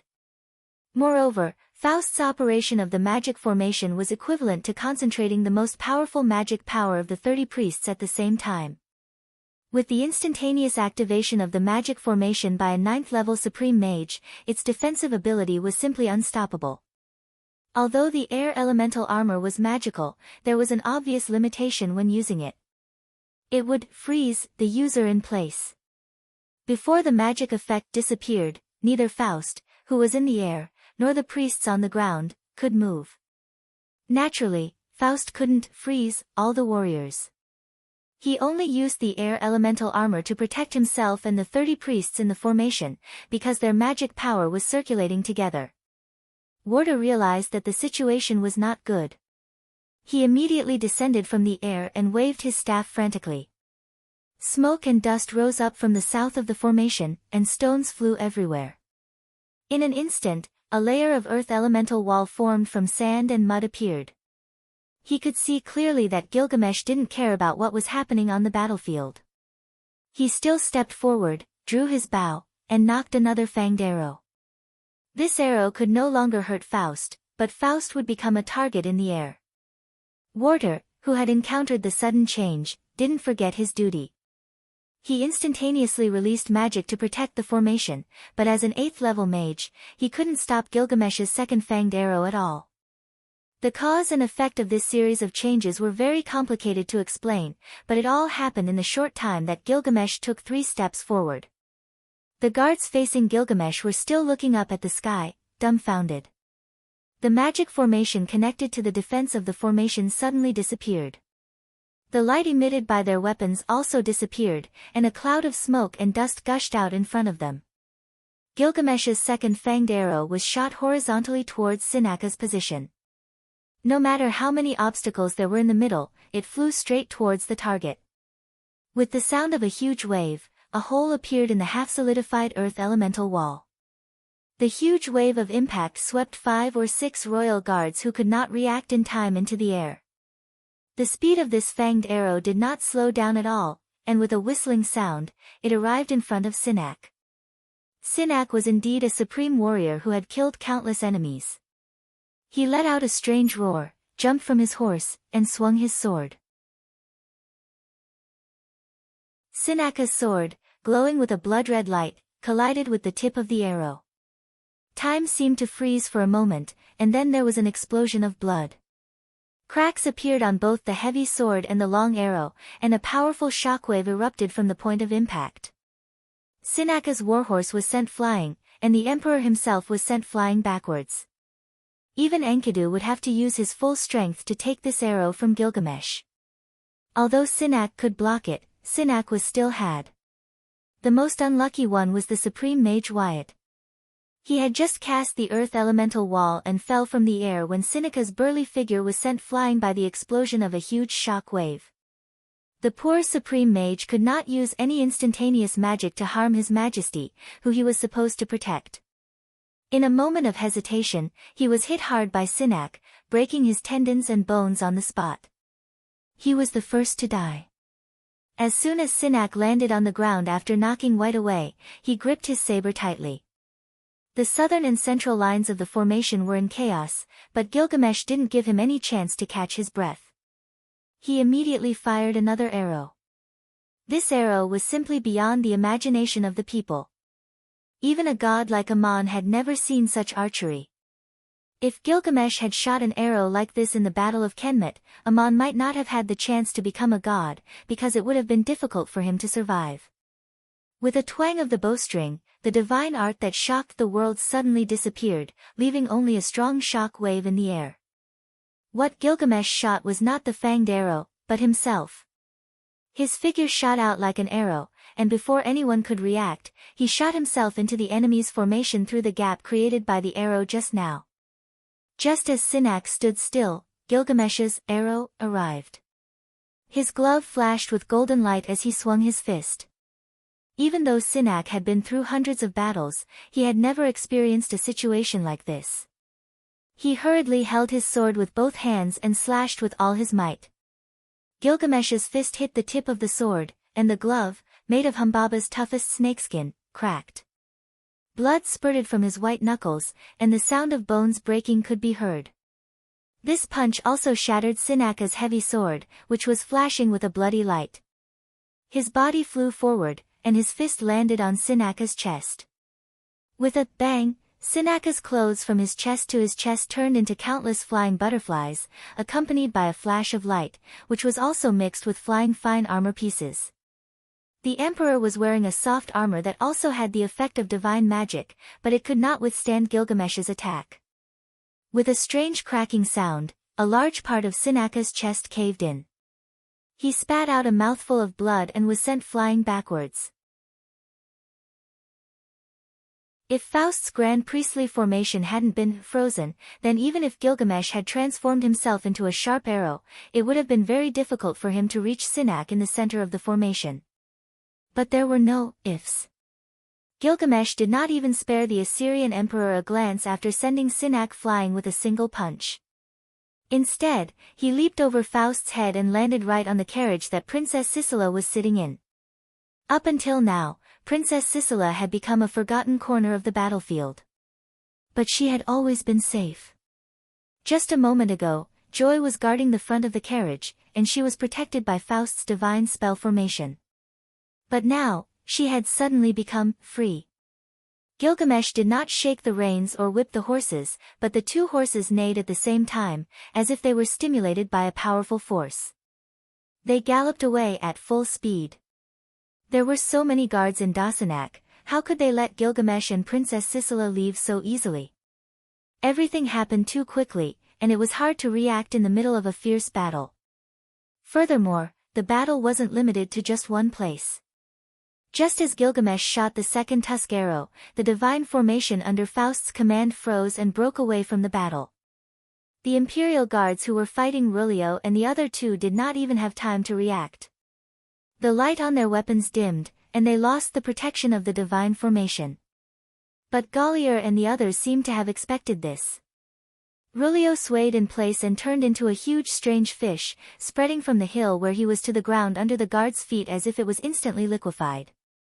The earth surged like waves, and the strange fish opened its mouth towards the sky, as if it was singing, but at the same time, it sounded like it was letting out a shrill cry. The scene before the eyes of the soldiers changed, as if they were standing on a wave. The four hooves of the horses and the feet of the warriors sank into the swamp-like ground. This was the innate skill of Rulio the mermaid. It might not have much effect on masters with strong minds and souls, but it was most suitable for large-scale attacks against ordinary warriors. If Faust was still operating the divine formation to cover the battle formation, the warriors would not be affected, but Faust was temporarily frozen in the air. The court's supreme mage White could have cast a blessing magic to free the warriors from the illusion, but he happened to be killed by Sinak. Walter raised his staff to help Rulio, but Goliath flew to a low altitude and pointed his staff forward. The illusion created by Rulio turned into a real scene. The soil under the feet of the imperial guards in front of them really seemed to have turned into a liquefied swamp. The soldiers and horses instantly fell down and cried out in alarm. The illusion created by the charm mermaid and Gallier's quicksand spell had a wonderful effect. Although earth elemental quicksand was very simple, it was cast at such a long distance and in such a large area. It softened the soil under the feet of the army, which showed the depth of Goliath's magic power. The magic used by a supreme mage may not be some brilliant or rare magic, but it was to make simple means have a magical effect that others could not. No one had ever seen Goliath charge directly into battle. Even if this supreme mage appeared on the battlefield, he was still the commander of the entire army. Today's action showed that the old man was also a top master in combat. Goliath did not fly high. He cast quicksand in the air and then picked up his staff on the ground, rolling up a gust of wind with liquefied soil flying, and actually rolled up the weapons that the imperial guards had accidentally dropped. The sharp tips shot backward like a rain of arrows in a certain direction. At this time, Gilgamesh's fist hit Seneca's chest. The burly figure of the great emperor flew straight back, and the swept weapons hit his back one after another. There was also a flash of light on his back. The armor actually had a defensive effect, bouncing off many of the swords and spears. Only 3 spears pierced into his body. Then Seneca fell to the ground with a loud bang, exhausted on the soil that had just become soft and then hard in an instant. Half of his body was buried. When Goliath launched this attack, Gilgamesh had already jumped into Princess Sisela's carriage and drove away. Faust, who was in the air, could only watch helplessly. Goliath did not continue fighting. He immediately threw out a flying spear and shot deep into the mountains with Rulio and Walter, ignoring the other situation on the battlefield. Then there was a scream of horror, "Your Majesty!" In another direction, there was still a battle. 2 supreme warriors and a supreme mage led dozens of imperial guards to besiege Madanzo. Madanzo waved the key of fate and turned into rays of golden light. He was struggling to hold on, but at this time, a great change suddenly occurred in the rear of the battle formation. The supreme mage Diego Jojo sensed that something was wrong. When he turned around, he saw Seneca lying on the ground. The imperial guards on the north and south sides also came to their senses. When they found that Seneca had been assassinated, they cried out in unison. They were instantly thrown into chaos. Madanzo took the opportunity to wave the key of fate. A golden light shot out from the top of his head and went straight behind him. He turned into a golden light and fled. The white horse he rode was still at the foot of the hill in the distance. Madanzo landed on the horse's back and urged it to gallop in the direction of the Lys River. All the assassins suddenly left, and none of them flew into the sky. Gilgamesh drove a carriage, Madanzo rode a horse, and even Goliath, who was controlling the flying spears, flew at a low altitude. The imperial guards were in chaos. No one gave any orders. The panicked guards did not know whether to continue to guard Seneca or to chase the assassins in a certain direction. The supreme mage Diego Jojo stumbled to Seneca's side. At this time, a ray of light sprinkled down from the sky and fell on Seneca's body. Faust's voice was heard shouting, "Saving His Majesty is more important." The air elemental armor that froze the great formation of gods was finally undone. Although it was a short time, it seemed so long. When the great formation of wood was restored to its original state, everything was over. The light sprinkled on Seneca's body. His body floated up from the soil very smoothly. His sunken chest miraculously recovered to its original state. The 3 spears stuck in his back also seemed to be pulled out by an invisible hand, but there was no trace of blood. What a miraculous healing magic this was! Faust was operating the magic formation with all his strength. The bewildered imperial guards did not even dare to breathe at this moment. Diego Jojo cried out in surprise, "His Majesty is still alive." Seneca was indeed still alive. He spat out a mouthful of blood with his eyes closed, showing signs of life. Faust hurriedly shouted, "No one act rashly. His Majesty's current injury cannot be touched. We must operate the magic formation with all our strength to continuously heal him and stabilize his life." The imperial guards did not chase after anyone.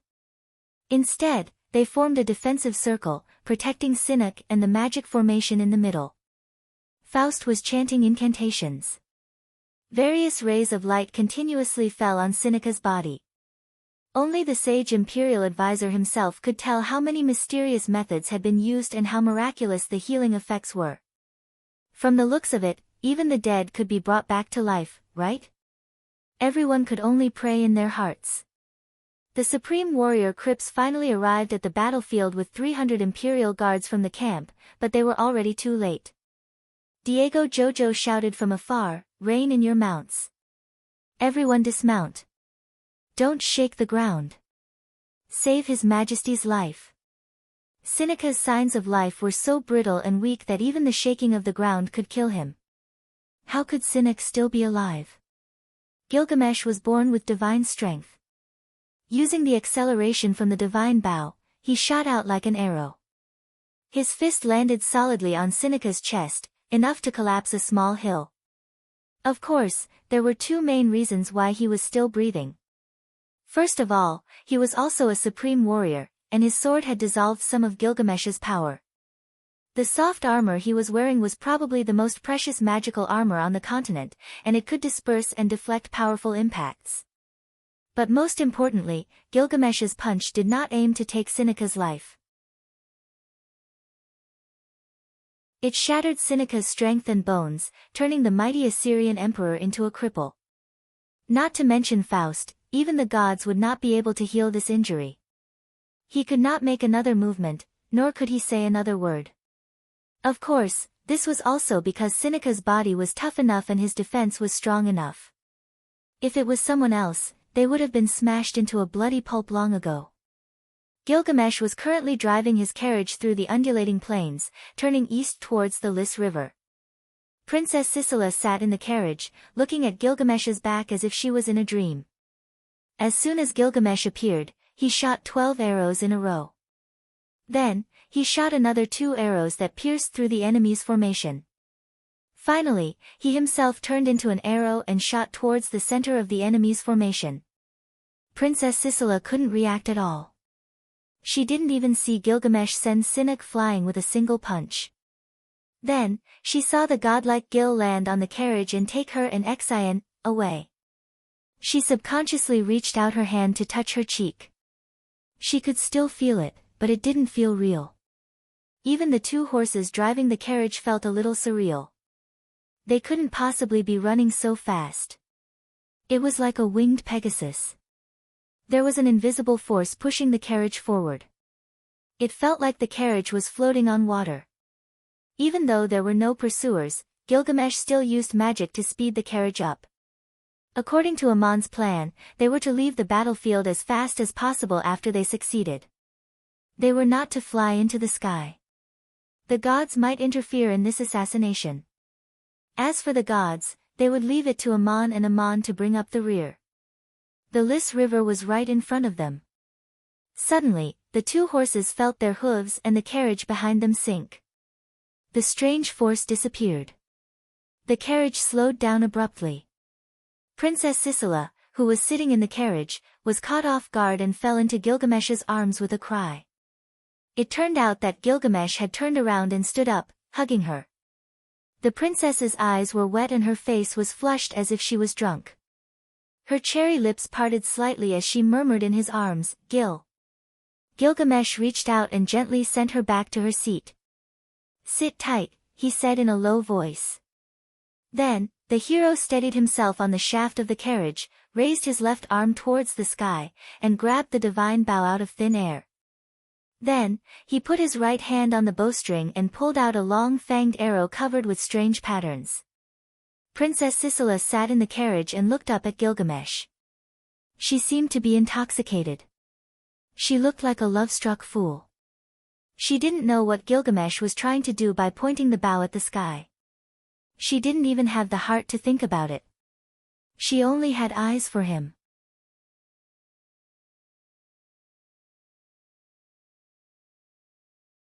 Chapter 250. Smoke, flames, and storms were like a spiraling tsunami, trapping Ammonius in the sky. The god of flame, the god of ash, and the god of flying bull were exerting all their strength to fight Ammon.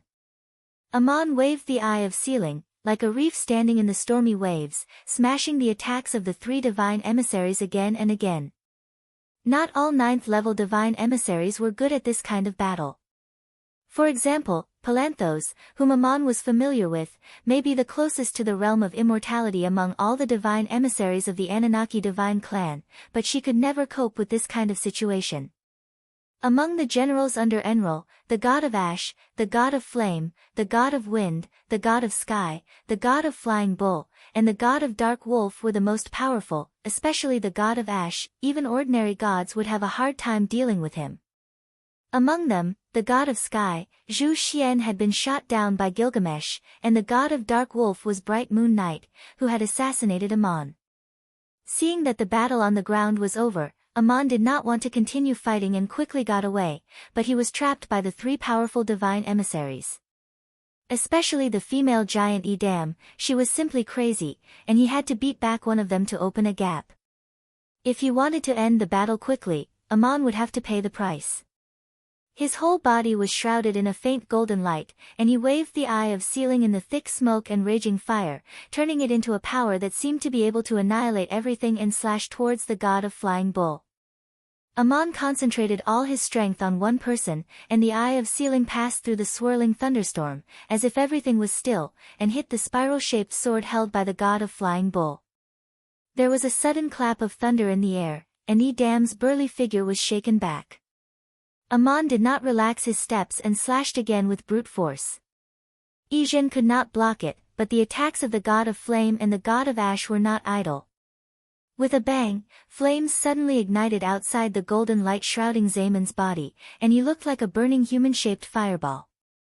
Because of the continuous attacks of the god of flame, Amon was finally ignited when Yishuang had no time to defend.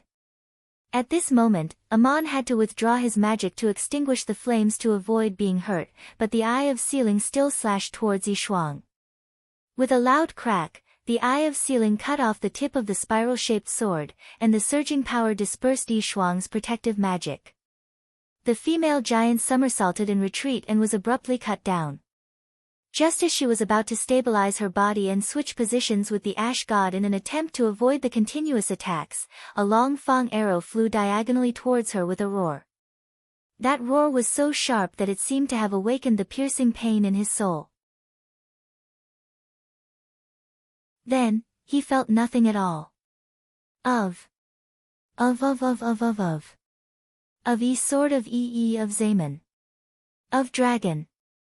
Under normal circumstances, might not be a match for Amon, but under the continuous attacks of Amon, she had already lost control of her body. Amon did not even care about the attacks of the god of ash, and swung his sword at her for the third time. No one knew if she could block the third sword, because Gilgamesh had already taken the opportunity to shoot her down. At the same time that Gilgamesh shot Ili, the raging flames that enveloped Amon suddenly extinguished and turned into thick smoke. This was not extinguished by Amon himself. He did not block the attack of the god of flame, and was immediately hit by the god of ash.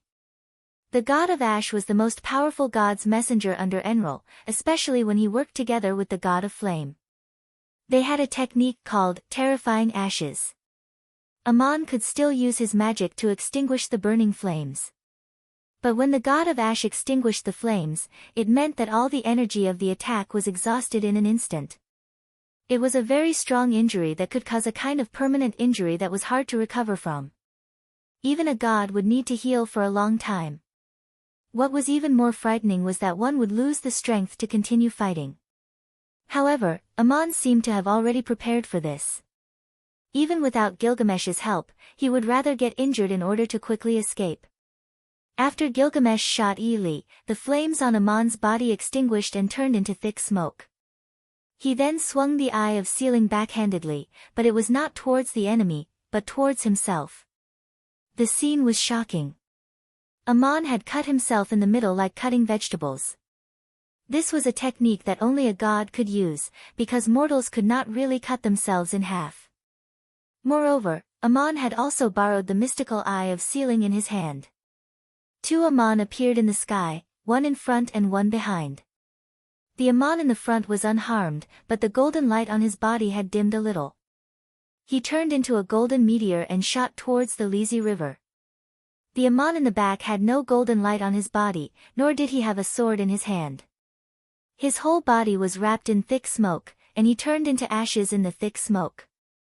Although Amon's method was incomparably magical, it also had the feeling of a venomous snake biting its hand, and a brave man cutting off his wrist.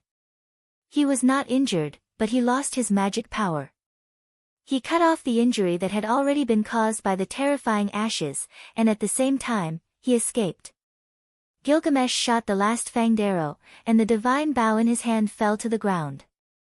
His body went limp, and he half knelt on the carriage, supporting himself with one hand as if he was very weak. Princess Sisela fell from her seat again, and held Gilgamesh in her arms. She asked anxiously, "Gil, what's wrong?" Gil stretched out his hand to support the princess's soft shoulders, and looked up at her with a smile. He panted and said, "I'm fine, just tired." Gilgamesh was tired. Today, as soon as he appeared, he shot out 12 consecutive arrows, and then shot out 2 earth-shattering tusk arrows. Finally, he turned himself into an arrow and shot into the enemy's formation, punching Sinak and sending him flying. When he shot the last arrow that killed Ife, he was already exhausted. Even though he was born with great strength and was a supreme mage of the 9th level, he could only sit on the carriage with the princess's help. The princess opened her arms and wrapped them around his waist. Although the carriage had slowed down, it was still running at a normal speed. The lazy river was already in front of them. The horses that were pulling the carriage wanted to stop, but Gilgamesh gathered the last of his strength and snapped his fingers. 2 gusts of wind hit the horses' buttocks, and the 2 horses neighed and stepped into the water. However, they were lifted up by a strange force and floated on the surface of the water. This was not Gilgamesh's doing. The back of a huge ironback was vaguely visible under the water. It swam right under the carriage and crossed the river with the carriage. El-Mar, the king of the ironbacks, was responsible for hiding in the lazy river. Madanzo had already crossed the river on horseback, so there was no need for her help. Princess Sisela had no idea that the carriage was being carried by an ironback. Leaning on Gilgamesh's chest, she gazed at the village, the blue sky and the white clouds on the other side of the river. Somehow, she wished that the river could be wider so that the carriage could carry her and her lover on the gentle waves. This was the carriage of Emperor Sinek. It was in this carriage that Princess Sisela entered the city of Lizi to be worshipped by the people. When she returned to the other side of the Lizi River, there was no one else in the world except for Gilgamesh, who had just been rescued from the devil's claws. When the carriage arrived at the center of the river, Gilgamesh sat up straight and carried Sissi on his lap. He reached out his hand and caressed the back of Sissi's hand, then gently removed the poisonous shell and threw it into the river. He said gently, "I shouldn't have given it to you." Princess Sisela nestled in his arms. She pouted and her eyes were slightly red, but her face was full of happiness. She raised her hands in front of Gilgamesh's eyes and said, "And these, take them off too. I don't want them anymore." Gilgamesh had only removed one of the poisonous shells. The other nails of the princess were still decorated with shells, but now she wanted him to remove them all. Gilgamesh looked at her and reached out to remove all the beautiful shells. He flattened them and threw them into the river. Then the carriage finally set foot on the other side of the Lizi River. As the carriage crossed the river, Amon also turned into a golden light and flew over the Lizi River. The god of flame and the god of ash were stunned when they saw that the god of winged bull had been shot down and Amon had escaped by damaging his own magic power. They then turned into flames and smoke and chased after Amon. Their bodies seemed to have collided with an invisible barrier above the Lis River, and abruptly came to a halt. A majestic voice sounded in their souls, "Kibir, Nugus, this is Marduk's divine realm. You shall not trespass." The god of flame shouted, "Is Marduk protecting the assassin?" The voice replied coldly, "Marduk does not protect Amon, he only allows him to enter the divine realm, but he does not allow you and Enral's divine emissaries to cross the Lizi River." Amon did not assassinate Sinek. He only stepped forward to block the attack of the god of flying bull. But you two had already laid in ambush and took the initiative to attack. This is a battle between gods. Sineka's death is only a battle between humans. How many people has he killed on the battlefield? If you say that you are protecting the murderer, are you going to blame Enral? The one who spoke on the other side of the river should be one of Marduk's divine emissaries. Because of the war on the human world, although Marduk had been forced to retreat by Enral, the west side of the Lizi River was still Marduk's divine realm. Marduk did not allow them to enter, so the two divine emissaries could only look at the river and sigh. Amon was long gone. The carriage carrying Gilgamesh and Princess Sisela had also gone far away. He saw Metatro riding his white horse leisurely from upstream to the opposite bank of the river. The red cloak on his body was torn to shreds, but he still made a disdainful gesture to the god of flame across the river. Then, the horse slowly rode away. Sinek was clearly still breathing, but the conversation of the divine emissaries made it seem like he had been assassinated. Perhaps in the eyes of the gods, it made no difference whether the great emperor was alive or dead at this moment. On the other side of the hunting ground, Faust was still operating the magic formation and casting various healing magic on Sinek. The guards were guarding him carefully and nervously in a circle. From a combat point of view, their losses were actually not that great. In total, they lost dozens of horses, and nearly 100 soldiers suffered varying degrees of injuries. If not counting Ely, the only one who died in the battle was the court supreme mage, White. But at this moment, it was meaningless to count the casualties, because the great Emperor Seneca's life was in danger, and the assassins had all retreated. In the history of the continent, there was no more perfect and amazing assassination than this. The sun had already set, and the sky was gradually darkening. Bonfires were lit all around. The light of the magic formation illuminated the empty space within the circle of guards, but the great Emperor Sinek was still lying in the center of the dazzling light.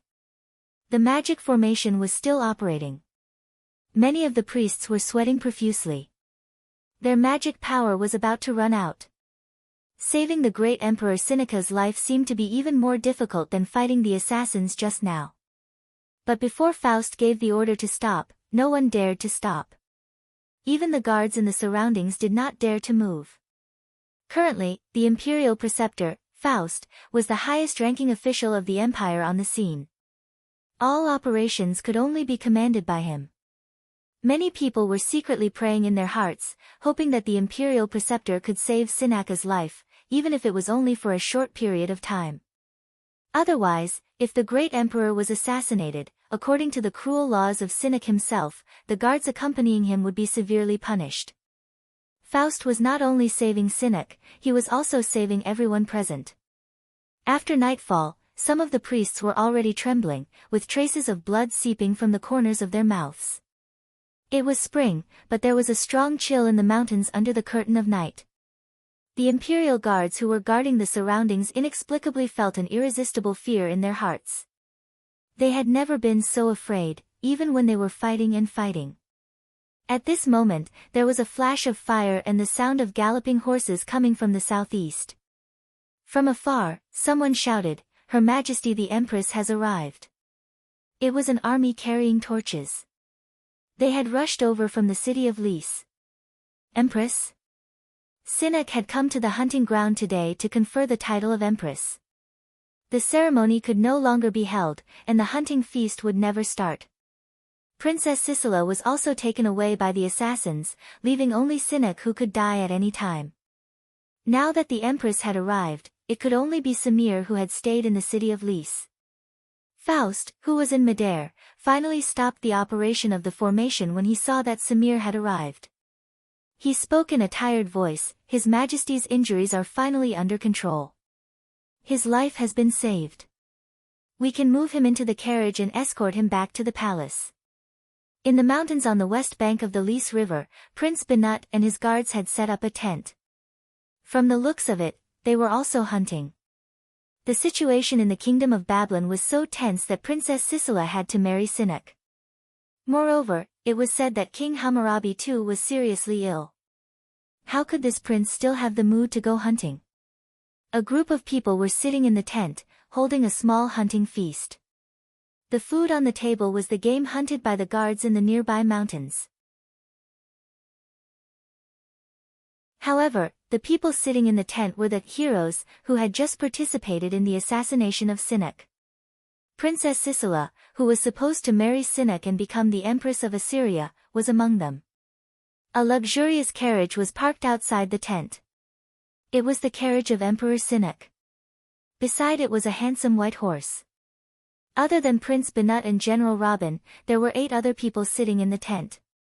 They were Amon, Gilgamesh, Princess Sisela, Goliath, Madanzo, Walter, Rulio, and El March. Prince Binut was toasting Goliath. "Lord Goliath, you once defeated the Babylon army on the battlefield. But at that time, we lost wholeheartedly. But this time, we never thought that someone of your noble status would personally take the risk to assassinate Sinek. On behalf of the Kingdom of Babylon, I would like to express my gratitude and respect to you. Gallier chuckled. The more distinguished one's status is, the less one can do things. Then the higher one's status is, the more useless one is. An old man like me can't be worshipped every day. I should come out and exercise. Moreover, even a god is involved. How can I just stand by and watch? The assassination of Sinek is not only for the sake of the Hittite kingdom and the kingdom of Babylon, but more importantly, if this person is still alive, it will be a disaster. Binat and Robin hurriedly got up and bowed to Ammon. Thank you, God. We will pray to Marduk and ask him to build a shrine for you in the kingdom of Babylon to thank you for your kindness. With Ammon sitting there, the atmosphere of the hunting feast became a little awkward. Binat and Robin looked a little nervous and uncomfortable because they were sitting together with a god, and this god was not one that the kingdom of Babylon believed in. Every time the two spoke to Ammon, they had to stand up and bow before speaking. They did not dare to remain seated. Ammon waved his hand and said, "Just think of me as Ammon. I am not sitting here as a god. As for building a shrine for me, there is no need to mention it. I am not a god of the Anunnaki, and the people of the kingdom of Babylon have not accepted the guidance of my faith. But if you know how to be grateful, I will also be very happy." Gilgamesh interrupted, "The Ammon of the Empire of Igut? Supreme General Ammon of the Empire of Igut?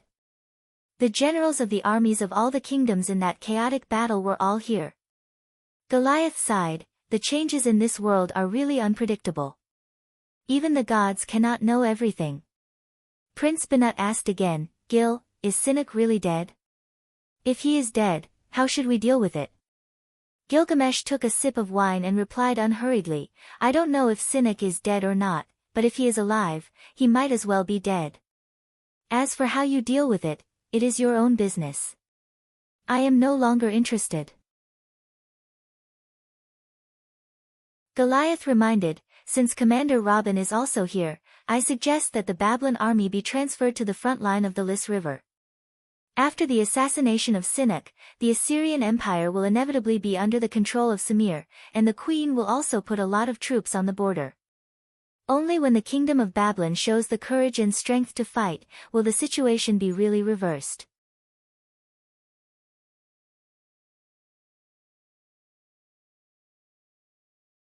Chapter 251.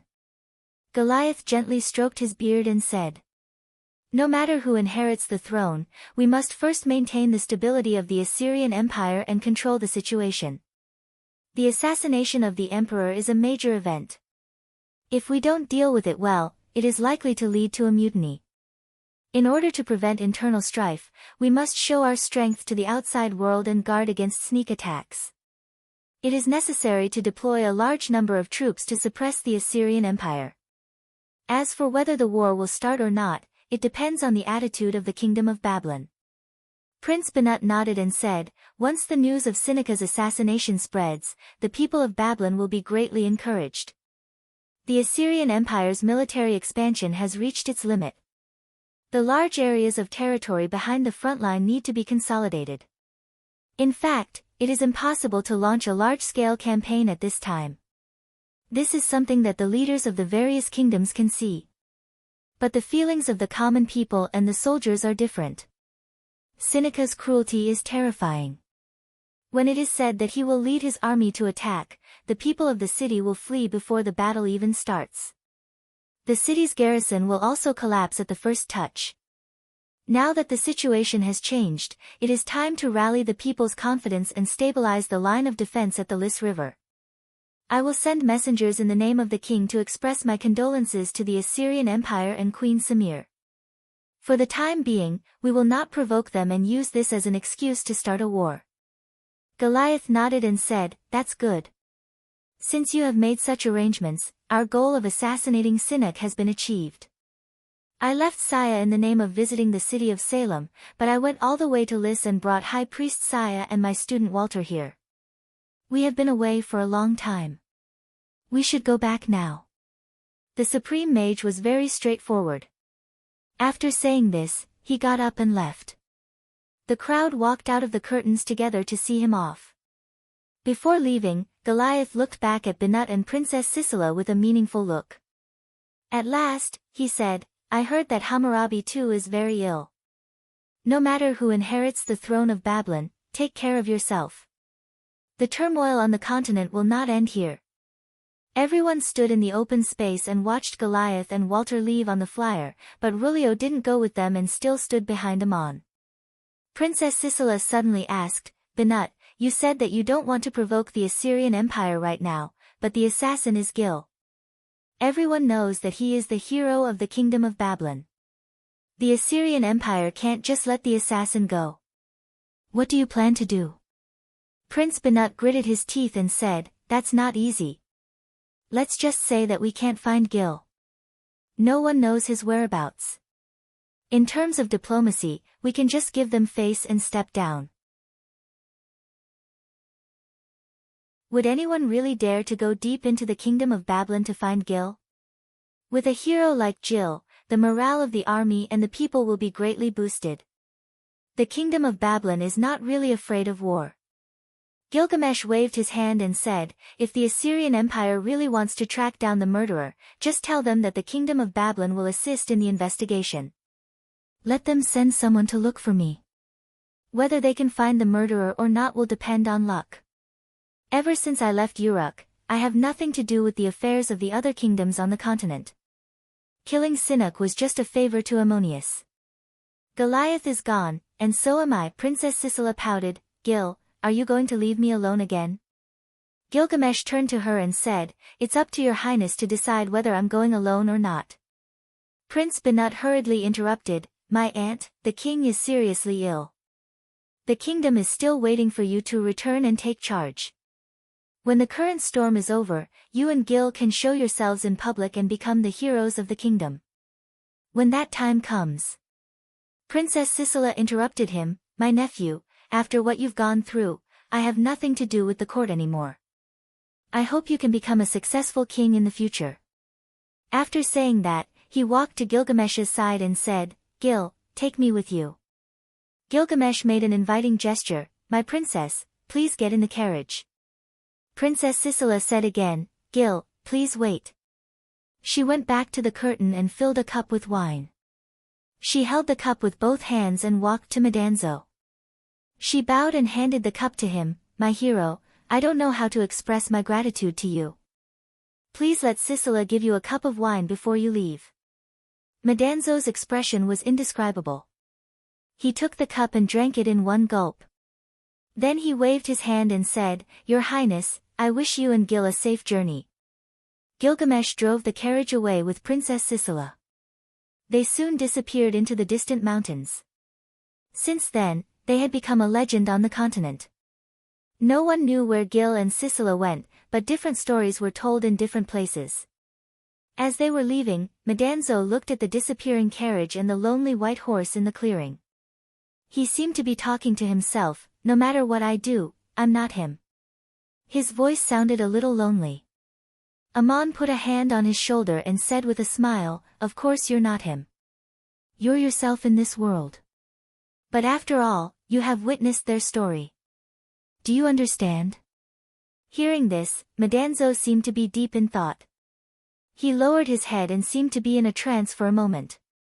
Amon's hand, which was on his shoulder, grabbed his arm. He smiled and said, Do you feel it? Your time is up. What did Amon mean? Time is up. Madanzo's magic power and cultivation had reached a sufficient level. At this moment, he finally experienced the never-ending state of mind and was about to face the test of breaking through to the 9th level. Amon ordered Madanzo to return to the Garden of Eden immediately and not to return to the human world until he passed the test. Elmar and Rulio were to escort him. Elmar asked, Ammonius, we're all leaving. Where are you going? Ammonius smiled and said to Prince Binut, I've been to Babylon City before, but I didn't have the chance to climb the famous Tower of Babel. This time I want to visit it again. I wonder if the guards at the bottom of the tower will let me. Binut was startled, but then he realized that Aman was going to see Marduk. It was said that by climbing to the top of the Tower of Babel outside Babylon city, Marduk's palace on earth could directly summon the god. This was only a legend, and no one had the guts to try it. But Aman, as a god, could go to Marduk. He bowed and replied, "Are you going to Babylon city? It's my honor to be with you." Aman went to Babylon city accompanied by Prince Banat, while General Robin stayed on the west bank of the Lys River to lead the army in defense. He was not only the head of the Babylon Legion, but Banat also temporarily appointed him as the commander-in-chief of the defense line. As for Banat himself, he couldn't stay on the front lines because the king was seriously ill, and he had to be ready to inherit the throne at any time. Princess Sisera had already given up the idea of fighting for the throne and left with Gilgamesh. No matter what Hammurabi Tuswa was, at present, only Prince Banat could control the Babylon kingdom. Goliath's judgment was right. On the second day after Seneca's assassination, the Assyrian Empire urgently mobilized its army to the Lys River to confront the Babylon army led by General Robin across the river. Both sides were on high alert. At present, the two countries were in a state of peace, so this kind of mobilization was unusual. Moreover, the Assyrian army seemed to be in a hurry. On his way back to Babylon city, Prince Banat had been paying attention to the Assyrian Empire's news. There was no way the Assyrian Empire wouldn't announce something as big as Seneca's assassination. If Gilgamesh was exposed as the assassin, Prince Banat was already prepared to deal with the Assyrian emissaries. 3 days later, the news of Seneca's assassination came. It was an announcement from Queen Samir, but the content of the announcement surprised Banat. It was said that the invincible Assyrian Emperor Seneca was seriously injured in a battle and was currently recuperating in the city of Lys. As for his enemy, the Assyrian Empire's announcement did not mention Gilgamesh, nor did it mention Goliath or Madanzo. It only mentioned the name of a god, Ammonius. Seneca was clearly sent flying by Gilgamesh, and Aman didn't even lay a finger on him. How did Aman get the blame? Samir naturally had her reasons for making such an announcement. No matter who she hated in her heart, her priority was to maintain the stability of the Assyrian Empire. She couldn't allow the empire to fall into chaos because of Seneca's assassination. From the Assyrian Empire's announcement, it didn't mention how serious Seneca's injuries were. It gave the impression that he would recover after some treatment. In order to control the Assyrian Empire, Samir had to rely on Seneca's name to protect the emperor's glory. Only when the invincible Assyrian emperor was injured by a god would his prestige and the prestige of the empire be tarnished. Even if it wasn't Aman who did it, it had to be Aman. The announcement stated that there was an earth-shattering battle between Emperor Seneca and Ammonius. Although Seneca was injured, he managed to severely injure the god and forced him to flee. There was some truth in this. Aman was indeed injured, and he damaged his own mana to escape to the west bank of the Lys River. But that was not Seneca's doing. As for not mentioning Goliath's name, there was another reason. If the Assyrian Empire didn't pursue the matter, where would the dignity of the empire go? But if they pursued the matter, with Goliath's status in the Hittite kingdom, it would mean that the Assyrian Empire didn't have the strength to attack Hittite. Although Emperor Seneca had this plan, it was only a wish for the future. Seneca was extremely cruel and infamous. Countless people on this continent hated him to the bone. No matter who succeeded in assassinating Seneca, they would become a hero who was praised and sincerely thanked by the people. They would have unimaginable glory. But now, all the glory belonged to Aman alone. Even his disciple Madanzo didn't get a share.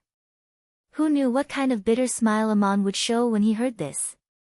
But the Assyrian Empire's upper echelons in the city of Lys couldn't laugh. Only they knew how badly Seneca was injured. Rather than saying that he was still alive, it was better to say that he was a walking corpse that could barely breathe. According to the news from the palace, although Emperor Seneca couldn't move or speak, he hadn't completely lost consciousness. Only the sage of the empire could communicate with His Majesty through the soul.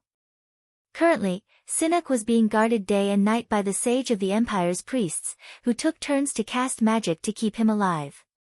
The empire's upper echelons were currently concerned about one thing: who would inherit Emperor Seneca's throne. No matter what kind of will he made, it seemed that only Faust could pass it on. Some people also suspected that Emperor Seneca wasn't fully conscious, but Faust's words would become the emperor's orders. Even his will could be fabricated. But no one dared to openly question it, because the regent Empress Samir trusted the sage of the empire very much. Seneca was assassinated in the city of Tunis, far away from the Assyrian Empire. The incident happened so suddenly that the Assyrian Empire was left without a leader. At this time, the sage of the empire, Faust, passed on the emperor's order to let Empress Samir become the regent. If there were no accidents, Samir would be the one to control the empire in the future. No matter who wanted to control the Assyrian Empire, they had to deal with three forces. First, they had to deal with the priests, who represented the divine right. Most importantly, they had to get the support of Faust, who supported Samir with all his might. Secondly, they had to deal with the military. They couldn't afford to let anything happen to the military at this time. Samir immediately transferred a large number of the empire's soldiers to Lisbon, in the name of preventing a counterattack from the kingdom of Babylon. The third force was the nobles and bureaucrats. No matter who they supported, their first choice was to protect their own interests. Most of the opportunists were also looking at the attitudes of the clergy and the military. As long as Seneca was still alive, Samir's regency wouldn't be an obstacle. But everyone was concerned about the same thing. Would Seneca die? When would he die? Late at night, two people were having a secret discussion in the palace. They were Faust and Samir. Samir sat in the middle of the hall where Seneca used to sit. Faust obviously had a seat, but he stood there and bowed as he spoke. Samuel asked, "How long can you maintain His Majesty's life?" Faust replied, "If the clergy take turns taking care of him, there shouldn't be a problem for half a year. I can even keep him alive." After thinking for a while, he carefully added, "It's impossible for His Majesty to wake up. He can die at any time. It's up to you to decide when he'll leave this world." Samir's expression was a little sad. His life doesn't belong to him anymore. It only has symbolic meaning to others. He needs to stay alive until the situation stabilizes. His life's pursuit was to make the world tremble under his hooves. He did it, but he didn't expect it to end like this, did he? The all-powerful Emperor Seneca of Assur, at the peak of his fame and achievements, ended up in a situation where he could neither live nor die. If he was still conscious, what would he think? Faust looked at Empress Samir and cautiously reminded her, "Whether the situation in the empire can be stabilized or not depends on what we do. Everyone is trying to figure out your attitude and what kind of national policy you will adopt after you take power. Have you considered it?" Samir's eyes seemed to be looking into the distant void. He did not answer the question.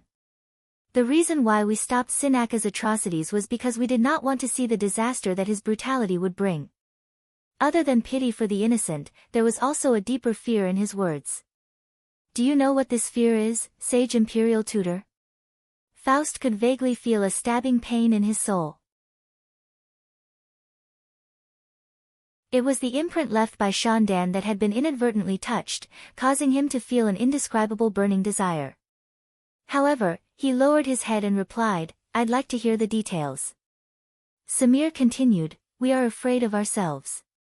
We are afraid that we will have to wield our weapons forever, until we collapse from exhaustion. We are also afraid that we will suffer the same fate in the future.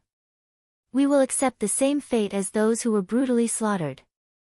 Wherever the Assur's iron hooves passed, the more pain there was, the more hatred there was. In the history of the continent, there has never been an empire that could remain invincible forever. When Assur was weak, although it suffered a lot, it was not brutally slaughtered. When it was strong, it was surrounded by corpses. If the cycle of history brought Assur back to its former glory, would it still be able to exist? I saw fear in the depths of Seneca's heart. He might not have noticed it before, but it must be very strong now. This fear is also rooted in the soul of all Assur's conquerors, although they are unwilling to touch it.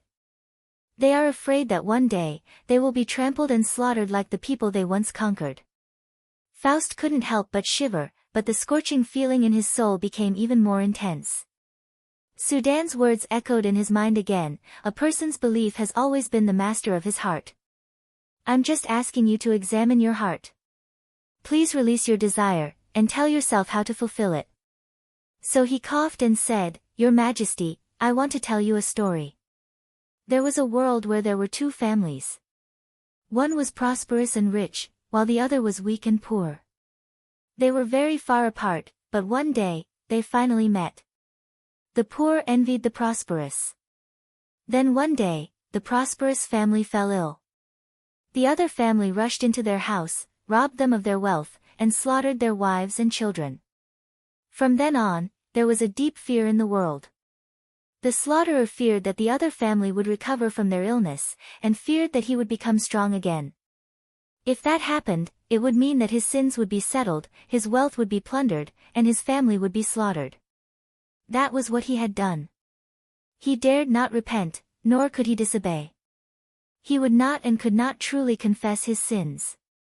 He could not return the wealth he stole, and he could not atone for his sins with his actions. He could only consolidate his power and try to weaken the other forever, taking everything he had. Every time the other party recovered from his illness, he would think of another massacre and robbery. The idea is simple. Because you are weak, you have to bear it. Because you are recovering, you are a threat to me.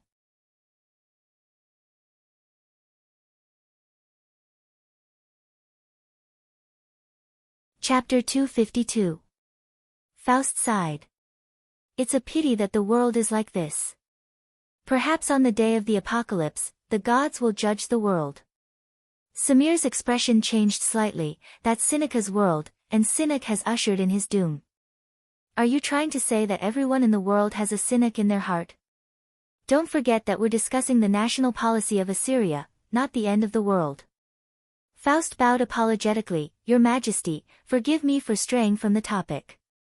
Let's go back to the discussion just now. We should first maintain the stability of the Assyrian Empire, it must not collapse. The Assyrian Empire may seem strong at the moment, but if it collapses, the fate of the Assyrian conquerors will fall upon their heads. The first thing we need to do is to consolidate our rule in the occupied territories. At present, we can no longer expand. Even if there comes a day when we can't hold these territories anymore and have to retreat, we can't return them to Babylon. We can encourage the people to divide and conquer, provoking civil strife and plunging them into eternal chaos. Samir frowned slightly, You're guessing the future, but I'm asking about the present. Faust whispered, But I'm worried about the future. Do you think that in the near future, the Assyrian army will still be able to maintain the fighting strength and will they had when Cynic was alive? Samir sighed and replied, Of course not. Cynic had been preparing for more than a decade, and the people of the Assyrian Empire had tightened their belts and trained such a powerful army. What was the purpose? It was to conquer. But what was the purpose of conquering? The Assyrian warriors had become the new nobles, plundering a lot of wealth, owning large tracts of land and hordes of slaves. Their extravagance was spreading day by day. Even if they were brave warriors now, what would happen in a few years? What would happen to their next generation? Apart from cruelty, what would they have left for this world? After a sigh, Samir continued, Whether it's the end of the world or the tomorrow of the Assyrian Empire, what you're talking about today is today's national policy. Faust muttered, We need to digest and assimilate the occupied cities as soon as possible, and the focus is on consolidating the benefits we've gained so that all forces can benefit. I once formulated a national policy for Emperor Shinnok, but he did not completely adopt it. Now, there is no need to update it. If Prime Minister Alpha also supports this, then there is only one thing left. Samuel asked calmly, What's the matter? Let His Majesty Cynic choose the most suitable time to die, and you will become the Queen of Assyria. If you want to save the fate of the empire, you must take control of it yourself. I'm just a warrior, and a woman at that. How can I become the great emperor of Assyria? Samir looked a little doubtful. Faust raised his head and looked at Samuel with a passionate gaze. I will support you with all my strength. In my heart, you will always be my queen. Faust looked up at Samuel and said. Samir avoided his gaze and waved his hand. Lord Imperial Tutor, I understand what you mean. It's getting late and you should be tired. Please go back and rest. Faust wanted to say something, but he had no choice but to leave. When he reached the door, Samir suddenly called out to him, Wait. Faust quickly turned around and looked at Samuel. My queen, what else can I do for you? Samuel looked at him with a questioning gaze, and slowly asked, You are the most knowledgeable person in the empire. As far as you know, is there any way to cure Cynic? Tell me the truth, don't hide anything. Faust sighed slightly and replied, Your Majesty, as far as I know, there is indeed a magic that can cure Seneca's injury. It is the blessing of Isis performed by the adoratress of the temple of Isis of Igut. Other than that, no other magic in the world can cure him. Samuel was stunned for a moment, then said, That's as good as not saying anything. Faust continued, This may really be the will of the gods. Regarding this matter, did the gods send down an oracle? Samuel asked meaningfully, Which god are you referring to, Lord Imperial Tutor? Faust bowed his head and replied, Enrol. Samuel said noncommittally, The announcement I made was in accordance with the instructions of Enrol's oracle. At least on the surface, none of us have violated Enrol's oracle, right? Faust said, According to Enrol's oracle, the announcement only mentioned one Ammonius, and let him bear all the responsibility. This is clearly to let the Assyrian Empire continue to fight against Talangchang. If you ascend to the throne, but do not launch an expedition to retaliate against Talangchang, I'm afraid some people in the empire will not be satisfied. Samuel asked again, Lord Imperial Tutor, what do you think of this matter? Faust took a step forward from the doorway and replied, This is a dilemma. You are now in power, and the best choice is to transfer the main force of the imperial army to Lisbon to monitor it. If you send the army back to the Assyrian Empire and then cross the plateau, I'm afraid it will be out of control. But if you do not avenge Emperor Cynic, you will not be able to quell the voices of doubt and opposition, and you will not be able to gain the support of all sides. There is a risk of internal division in the empire. Samuel waved his hand again and said, I know what to do. You can go and rest. Faust thought that Samir would have more to say or something else when he stopped him. He did not expect that Samir would still ask him to leave after asking two simple questions. He did not have the chance to say what he wanted to say the most in his heart. He had given Samuel enough hints, expressed his feelings for her, and tried to let Samuel understand what he meant to her now, but Samuel did not respond. When Faust walked out of the inner hall, he could not help but think to himself, Do I need to make things clearer? But if I do that, it will not be an expression of love, but a threat. Faust was conflicted. Close to the Babylon River, there was a towering tower that reached into the clouds. It was called the Tower of Babel by the people of Babylon, and it was officially called the Gate of God in the kingdom. The tower had a history of hundreds of years. It had been carefully built by the successive kings of Babylon, and it was a wonder on the continent. The tower was a huge multi-storied platform, with a total of 9 floors. Each floor was more than 30 feet high, and there was a spiral staircase that led to the top of the tower. At the entrance of the tower was Marduk's shrine, and on the 9th floor of the tower was either the shrine with the statue of the god or the palace of the god Marduk in the human world. No one would erect a statue of himself in his home for worship, because he himself was the god. According to legend, the top of the tower was the gate to the divine kingdom. The successive king of Babylon had built a residence for the god Marduk in the human world.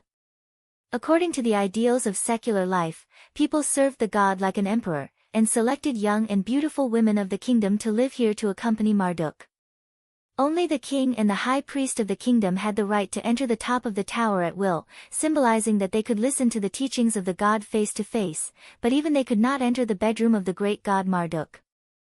The lower 8 floors of the tower also required the permission of the main shrine of the kingdom to enter, and usually only the high priests had the right to enter the tower.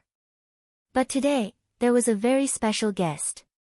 Accompanied by Prince Vonnet, he passed through Marduk's shrine to the bottom of the tower and asked the guards to retreat to the side. When the prince walked over, he deliberately took 2 steps back to follow the man. If this man wanted to reach the top of the tower, even if it was Prince Vonnet's will, it would still be against the kingdom's laws. Perhaps the priests guarding the lower 8 floors would not be willing to let him go. But Prince Vonnet did not order the priests to let him go, he just asked the guards to retreat and respectfully walked the man to the foot of the tower. The man stepped into the void, and the next moment he appeared at the top of the tower. This towering tower was reached in 1 step by Amon. It was hard to imagine that the craftsman of the mortal world could create such a miracle. This tower was built by chiseling an entire stone mountain into a conical shape, and the top was flattened. Ascending to the top of the tower, there was a magnificent palace. Outside the palace were guards guarding the door, and inside the palace were palace maids. Amon did not enter the door, nor did he greet anyone. He took 1 step to the top of the tower, and then disappeared with a 2nd step. Wendy and Ruya walked into Marduk's bedroom in a thin embroidered dress, her curvaceous body faintly discernible. It was now the afternoon nap time for Marduk, and she was going to serve the god for his afternoon nap. Although she had been here for 3 years, she had never seen the legendary great god, but she could not slack off in all the daily rituals. She walked into the luxurious bedroom, first knelt to the big bed, knelt on the ground, and untied the embroidered dress, leaving only the tassels on her chest and lower abdomen, then got up and lay on the left side of the big bed. Every afternoon, she had to do the same thing. She washed her body with warm water mixed with spices, and served the non-existent god to sleep.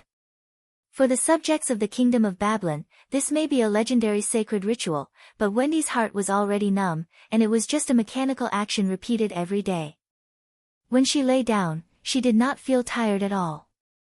Every day, besides eating, praying, bathing, changing clothes, and sleeping, she had nothing else to do, and could not leave the top of the tower. She was chosen from the people, a woman who served the god Marduk, and lived in the gate of God that led to the divine kingdom, and could not leave the Tower of Babel. The feelings she had when she first climbed the tower 3 years ago had now faded, as if it was a matter of hundreds of years ago. Now that she thought about it, there was no happiness or excitement, but more unease and fear. But 3 years had passed, and she felt like a shell, beautiful and sexy, but soulless. Now that the fear had disappeared, she did not even care if she was dead or alive. Lying on the soft bed, she muttered to herself, "Marduk, everyone calls you the great god, but where are you? I have never seen you. The so-called saintess of Babylon who came here before me, they did not even see you until they died. It is said in the world that the saintess of Babylon will forever maintain her youth and beauty.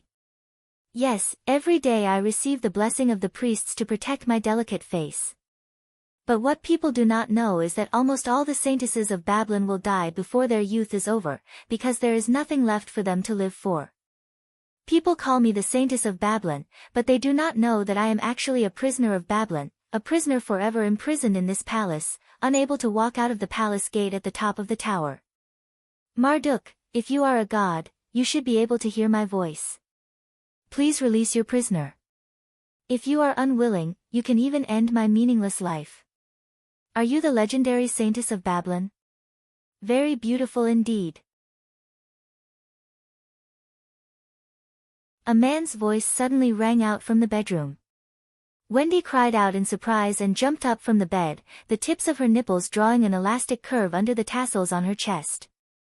She stared at the person who had suddenly appeared, dumbfounded. He was a young man with sharp facial features. His mouth had a resolute expression, but his gaze was gentle.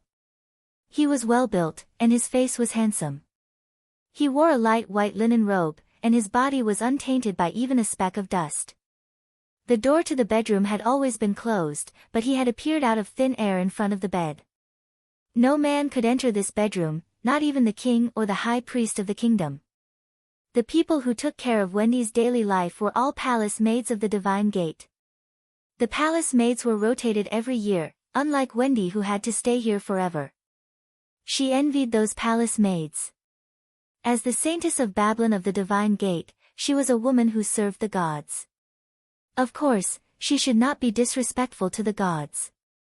But Wendy did not care anymore. All this was just a meaningless waste of her life. Today, she finally said the words in her heart, and then she heard a man's voice and saw him appear in front of the bed. Wendy's shock was indescribable, and when she reacted, she hurriedly jumped out of bed, prostrated herself on the ground and kissed the carpet in front of Amon's feet, saying in a trembling voice, "Great God Marduk, you have finally appeared. Please forgive me for my disrespect, but that is indeed my heart. If you want to punish me or even end my life, Wendy will not complain." The person who came was not Marduk, but Amon, who had come to visit the Divine Gate. Amon looked at her, and for some reason, the expression in his eyes was very complicated, containing gentle regret and even painful memories. He waved his hand, and an invisible force lifted Wendy up out of thin air. He said as gently as possible, "You have not answered my question yet. Are you the Saintess of Babylon?" Wendy trembled and replied, "Yes, my name is Wendy, the woman who serves you here. The Saintess of Babylon used to be someone else, but now it is me." What touched Amon's heart was the title of Saintess, but the so-called Saintess of Babylon in front of him was completely different from the Saintess of Isis of the Empire of Igut. The Saintess of Isis was the chief high priest of the Lower Empire, and Wendy was just a poor prisoner in the Tower of Babylon. But when he heard the title of Saintess, Amon could not help but think of Maria. He had also heard Wendy's voice just now, and he knew what kind of torment this beautiful girl was suffering in her heart to say such disrespectful words to the gods. He also thought of Maria, who also lived in the invisible cage of fate, and he could not even touch her. This god had an inexplicable wish in his heart, and he wanted to save this poor girl and fulfill her wish, just to remember the eternal Maria in his heart. Thinking of this, Amon did not reveal anything about his identity. Wendy had mistaken him for someone else, and he was not Marduk, but there was one thing that was right, he was indeed a god. Amon sat down on the spacious and comfortable chair in the bedroom, and said in a mysterious and serene tone, "Wendy, the gods have heard your voice, and have appeared before you. Please tell me, is what you said just now your wish? Have you ever thought about what you will face when you leave this Tower of Babylon?" Wendy raised her beautiful face and replied timidly, "Please forgive me, I still can't believe that the gods have really appeared before me, and I don't know what to say. You look completely different from what I imagined." Amon smiled, and secretly cast magic to calm Wendy's overwhelmed emotions. He sat there and replied, "You don't have to worry about what I look like, different gods may appear in different appearances. In the presence of the gods, you only need to say your prayers." Wendy gradually calmed down, and as if she had gathered her courage, she bowed her head and replied, "You have heard my prayers.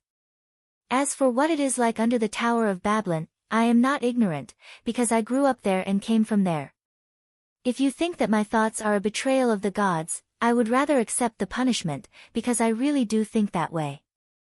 Amon asked again, "Where are you from in the kingdom of Babylon?" Wendy replied, "I grew up in the city of Lys."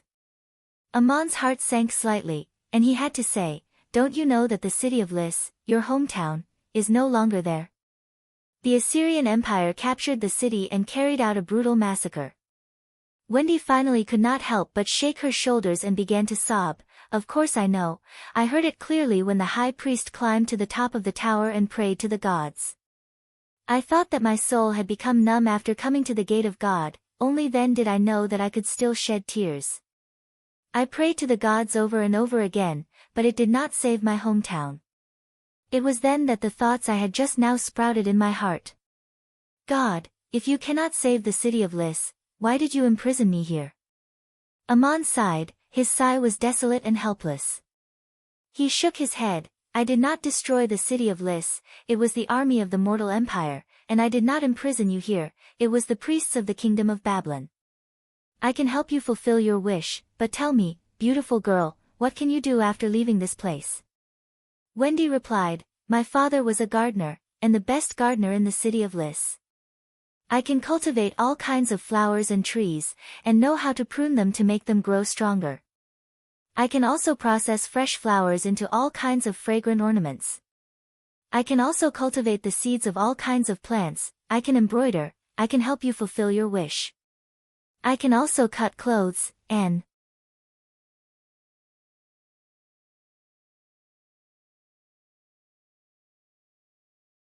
Chapter 253. Wendy blinked her long eyelashes, stood up straight and said, "Please ask, I will answer truthfully." Amon's aura was imperceptibly filled with the solemnity of the gods, but he still said with a smile, "When you climb this tower, you realize that the gate of the gods is not what you think it is just a cage of life. But before you came here, besides awe, you must have longed for it. If this is really the gate to the divine kingdom, what is your wish?" Wendy's bright eyes seemed to be covered with a layer of light. She narrowed her eyes and said, "Of course I hope that the gods can take me to the divine kingdom, to enjoy the legendary happiness of leaving the mortal world. God, please tell me, can mortals enter the divine kingdom in heaven? Even after death?" Such a simple question, but Amon, as a god, was stunned. Ever since he left Duk in his youth, he had been trying to solve the riddle left to him by crazy Ol. Can a person become a god? How can one become a god? Now, he already had an answer, because he himself had become a deity and had proven this path. But this answer could not solve Wendy's problem. It could be seen that this pure and beautiful girl was not suitable to practice body arts, nor was she a mage. It was already extremely difficult for people to break through to the higher realms, let alone become a god. Even as a god, Amon had never been to any divine kingdom, and it was even more impossible for mortals to leave this world and reach the eternity where neither life nor death existed. But Wendy's words made Amon think about another question, related to his vow, and also related to his experience in the underworld. Is it possible to create a world and become the home of the soul? That short moment is like an eternity, that is the heaven of the dream, or the hell in the heart. The people there are not gods, but souls after death cannot freely enter the eternal world. They can enter the eternal world in the moment after death, and perhaps they can leave again. Thinking of so many things, Amon said to Wendy kindly, "I am also thinking about your question, and I hope to answer it in the future. As for now, I'm here to meet another god. Could you please go out and close the door? When I leave, I will help you leave the gate of God and go to the human world where you want to go." Wendy walked out of Marduk's bedroom and closed the door, and the maids on duty in the outer hall were all startled and hurried forward to greet her. "Lady Adoratress, what happened? How can you come out?" Although Wendy had been attending to Marduk's afternoon nap every day for the past 3 years, she had never seen the deity appear in person. But she made sure to stay in bed for as long as necessary, according to the prescribed rituals. She came out before the time limit was up. This was something that had never happened in the Gate of God. The palace maids were all shocked. Wendy suppressed her excitement and said as calmly as she could, "The god wants to meet another god here, and doesn't want anyone to disturb them." The palace maids covered their chests in unison, all petrified, and after a moment, they knelt down in unison towards the door of the inner hall. Someone shouted, "Lady Adoratress, according to the ancient ritual, when the god descends, the bell on the top of the tower must be rung." Wendy was startled, a little hesitant, but then she showed a very dignified expression. This was the first time in 3 years that she had spoken in the tone of the Adoratress of Baron. The god said not to disturb, even if it is a ritual prescribed by the kingdom. The bell on the Tower of Babel did not ring in the end, but a palace maid rushed to the outside of the palace and went down the tower to report the news of the god's arrival to the priests. Amon watched Wendy walk around the screen and out of the bedroom and close the door. Suddenly, he sensed something and turned his head to see Marduk sitting in another chair looking at him with a faint smile. Seeing Amon turn his head, Marduk said in a joking tone, "You think I don't know that you like to kidnap people to my place?" Amon sighed. "That girl is known as the Adoratress of Baron, but she is not really treated as a person, just a gift that will never be accepted. Why do you bother doing this?" Marduk shook his head. "This is not done by me, but by the kings and priests of Babylon." Amon also shook his head. "But all this happened under your nose. For hundreds of years, Why do you bother to imprison so many beautiful youths here? Marduk curled the corner of his mouth slightly. This is the sacrifice of the world to express their faith, and as the king of the kingdom, I should allow them to choose their own way. If you like that girl, feel free to take her away. Except for Murin, who may be a little unhappy, no other god will care about this matter. Ammon added, since you did not stop the kingdom of Babylon from using this method of sacrifice, and they are here to serve you, at least, Marduk suddenly laughed, interrupting Ammon with a chuckle. Ammonius, are you a man? Ammon was taken aback. Of course I am. Marduk, what you just said is that your thinking is still limited by the times of the world, but I am a person who has long since transcended, or rather, I have already surpassed the times of the tower. I believe that men and women are equal. What about you? Ammon frowned. I think so too, but what do you mean by that? Marduk put his hands on the back of the chair and crossed his legs, shaking his toes as he said unhurriedly, if there is a beautiful woman, all the men in the world want to have sex with such a woman. So the people elect a man and let him sleep with the woman. Do you think it is necessary for the woman to agree? Ammon said coldly, of course not, it is ridiculous. Marduk slapped the back of the chair and said, isn't that right? I am such a handsome, strong, and charismatic man. Do you think they can take advantage of me just because they choose a woman who has nothing to do with me? Of course I don't even want to see her. If you believe that men and women are equal, you should naturally think so. Even Ammon, who had never been one to laugh, couldn't help but be amused by Marduk at this moment. After laughing, he asked, what will you do after I take Wendy away? Marduk stopped smiling and said lightly, I won't do anything. The kingdom of Babylon will choose another adoratress and send her here to complete their ceremony. Ammon was just about to continue when Marduk suddenly waved his hand. He heard the prayers of countless people and saw their images. Those who struggled on the edge of suffering, slavery, and life and death prayed to Marduk. What many people looked forward to was Wendy's life in the gate of God, a luxurious palace, hordes of servants, the best food and clothes in the world automatically delivered to her, never having to worry or work.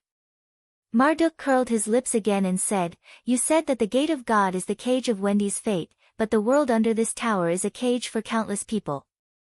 Wendy wants to leave, but too many people think of the cage she is in. Then they think of another way. As a god, you can't save everyone. If you have ears, you'd better think about the bigger cage. You didn't come to the gate of God for Wendy, let's get down to business. How are you going to kill Enrol? Do you already have a plan? Ammon replied, if I didn't have a plan, I wouldn't have come to the gate of God to see you.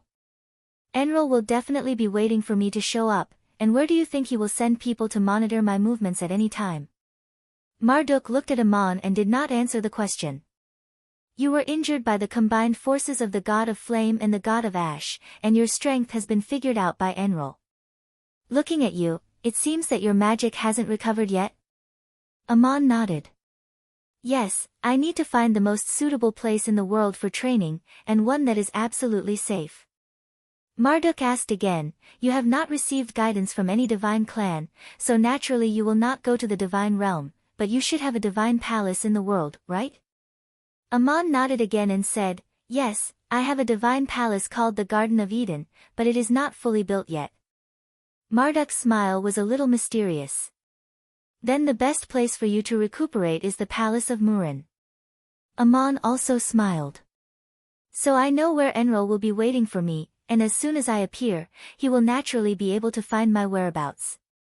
Marduk added, once he makes a move, he will not give others a chance to save you. Your current state is a little worrying, and I'm afraid you won't be able to do it until you have fully recovered your strength.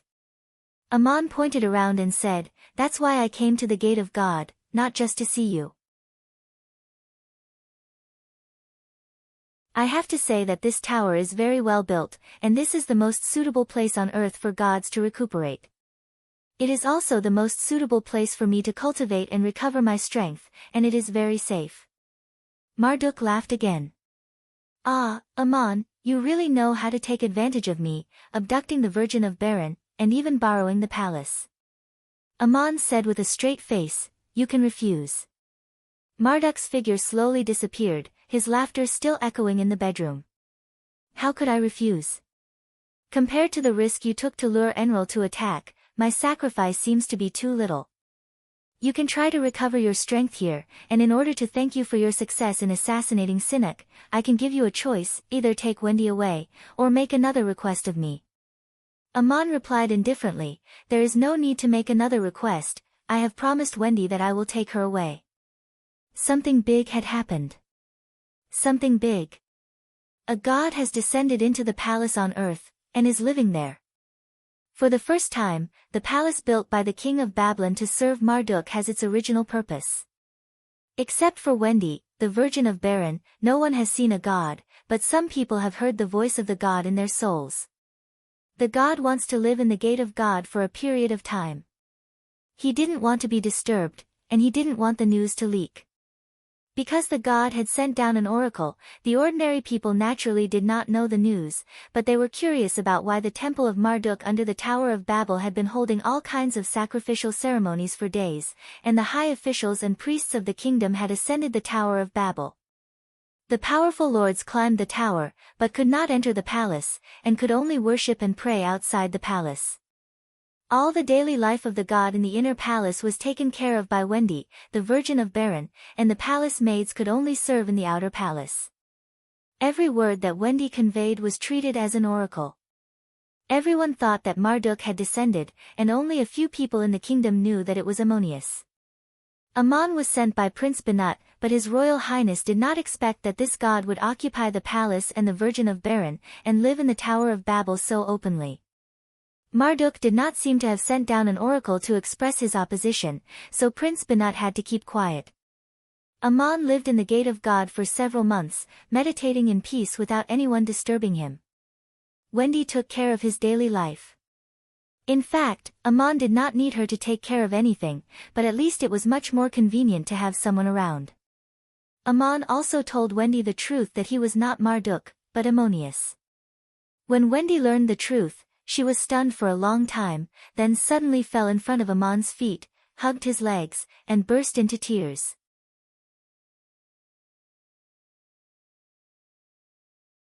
The high priest of the kingdom had held a prayer ceremony in the front hall of the Gate of God not long ago, and this ceremony was traditionally presided over by Wendy, the Virgin of Baron.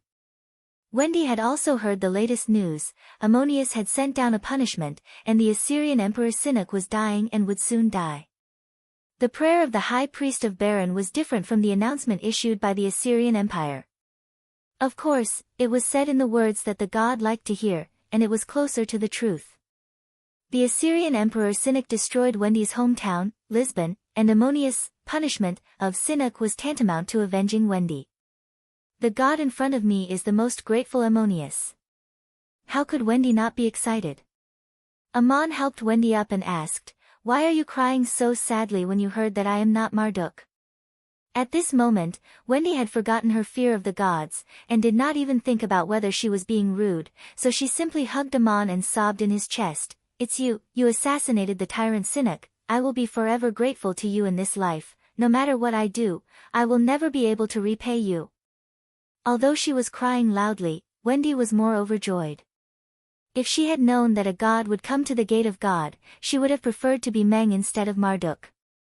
Since Aman lived here, Wendy had completely come to life, as if her soul had awakened, and she was no longer a beautiful shell.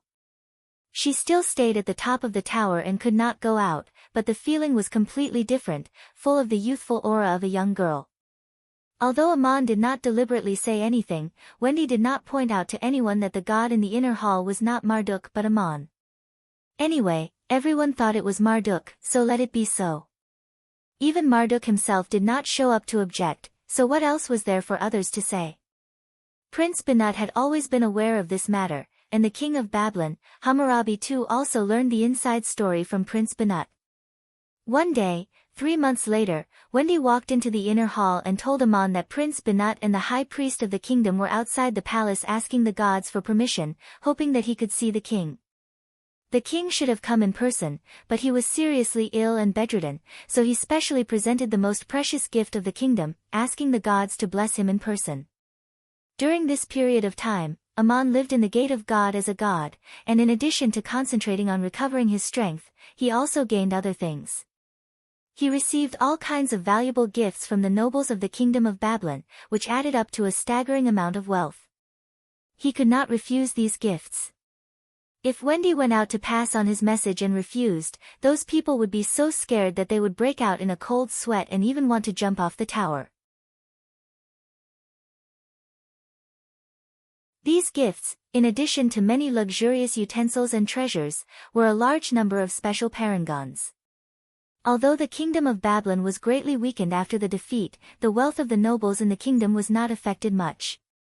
Many of them were quite generous with their gifts, and naturally, they would choose the most precious gifts to give to the gods. Aman happened to be in need of money. He did not have much use for the money himself, but this wealth was extremely important to the current city of Talang. In recent years, the construction and conquest of Murin's treasure had long been used up. Although Talang also produced resources, the current output was far less than the consumption of war and construction. The city's finances were already on the verge of being exhausted. It was just the right time to take this money back to Aesop, which could solve the urgent problems of Talang. Aman really made a lot of money from Marduk. Since he had received such a large amount of wealth from the kingdom of Babylon, and the gift from the king was the most precious of all, Aman did not want to give face to the king. And according to Wendy's message, Prince Banut knew that he was Ammonius and not Marduk, but he was still eager to see this god. Aman asked Wendy to tell Banut outside the hall to stop a carriage at the foot of the tower, and not to disturb anyone else. He would appear directly in the carriage. That evening, Prince Banut's carriage surrounded by his guards left the Tower of Babel, followed by the carriage and guards of the high priest of the kingdom. The unrelated people bowed and saluted, and Aman's carriage drove directly into the palace. Even when entering the palace gate, he did not stop to dismount. This was a courtesy that only a distinguished guest could receive. In the carriage, Aman asked Banut, "Your uncle knows that I am not Marduk, and not the god his kingdom believes in, so why is he so eager to see me?" Banut sighed and said, "A king wants to see a god when he is seriously ill. Do you think there is anything else?" This sentence revealed the mentality of many ancient emperors in their later years. They already had all the glory and splendor in the world, and could use power and wealth to fulfill all kinds of wishes. However, there was one desire that could never be satisfied, and that was when the end of their lives came, they would die like those lowly peasants. At this time, they would often pray to the gods for the prescription of immortality, and the seriously ill kings would hope that the gods could use their divine power to help them come back from the dead. If all these could not be achieved, their prayers would not change, but in a different form, praying that they could still enjoy everything in life after death, and continue to be kings in another world.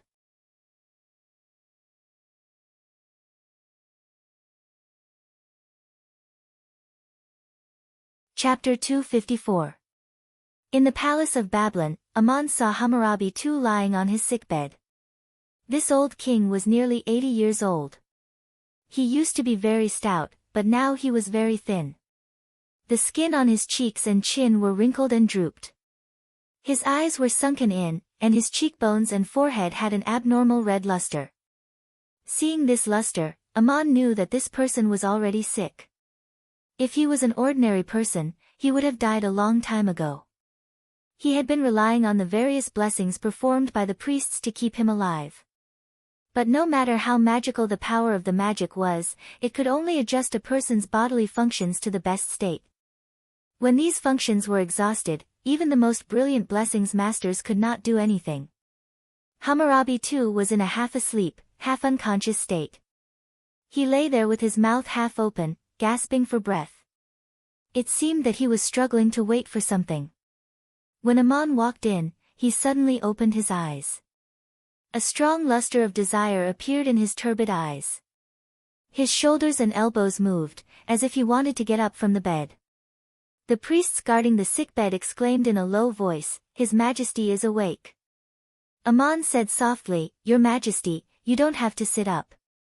As he spoke, he flicked his finger, and the abnormal blush on Hammurabi II's face disappeared. His face returned to its previous deathly pale color. However, his mind was completely clear, and he could speak clearly. Lying on the sickbed, Hammurabi II said in an old voice, "God, please forgive me for my rudeness. The pain is tormenting me like a poisonous snake biting my body. I can already feel that the poison has spread to every corner of my body. I can't get up and kneel before your feet. Thank you for coming here in person. I pray for your blessing. All things wither and flourish. The trees that lose their yellow leaves in autumn seem to die in winter. But when the earth returns to spring, they will be rejuvenated. It is said that this is the power of God to awaken all things. Dear God, please bestow this power on me.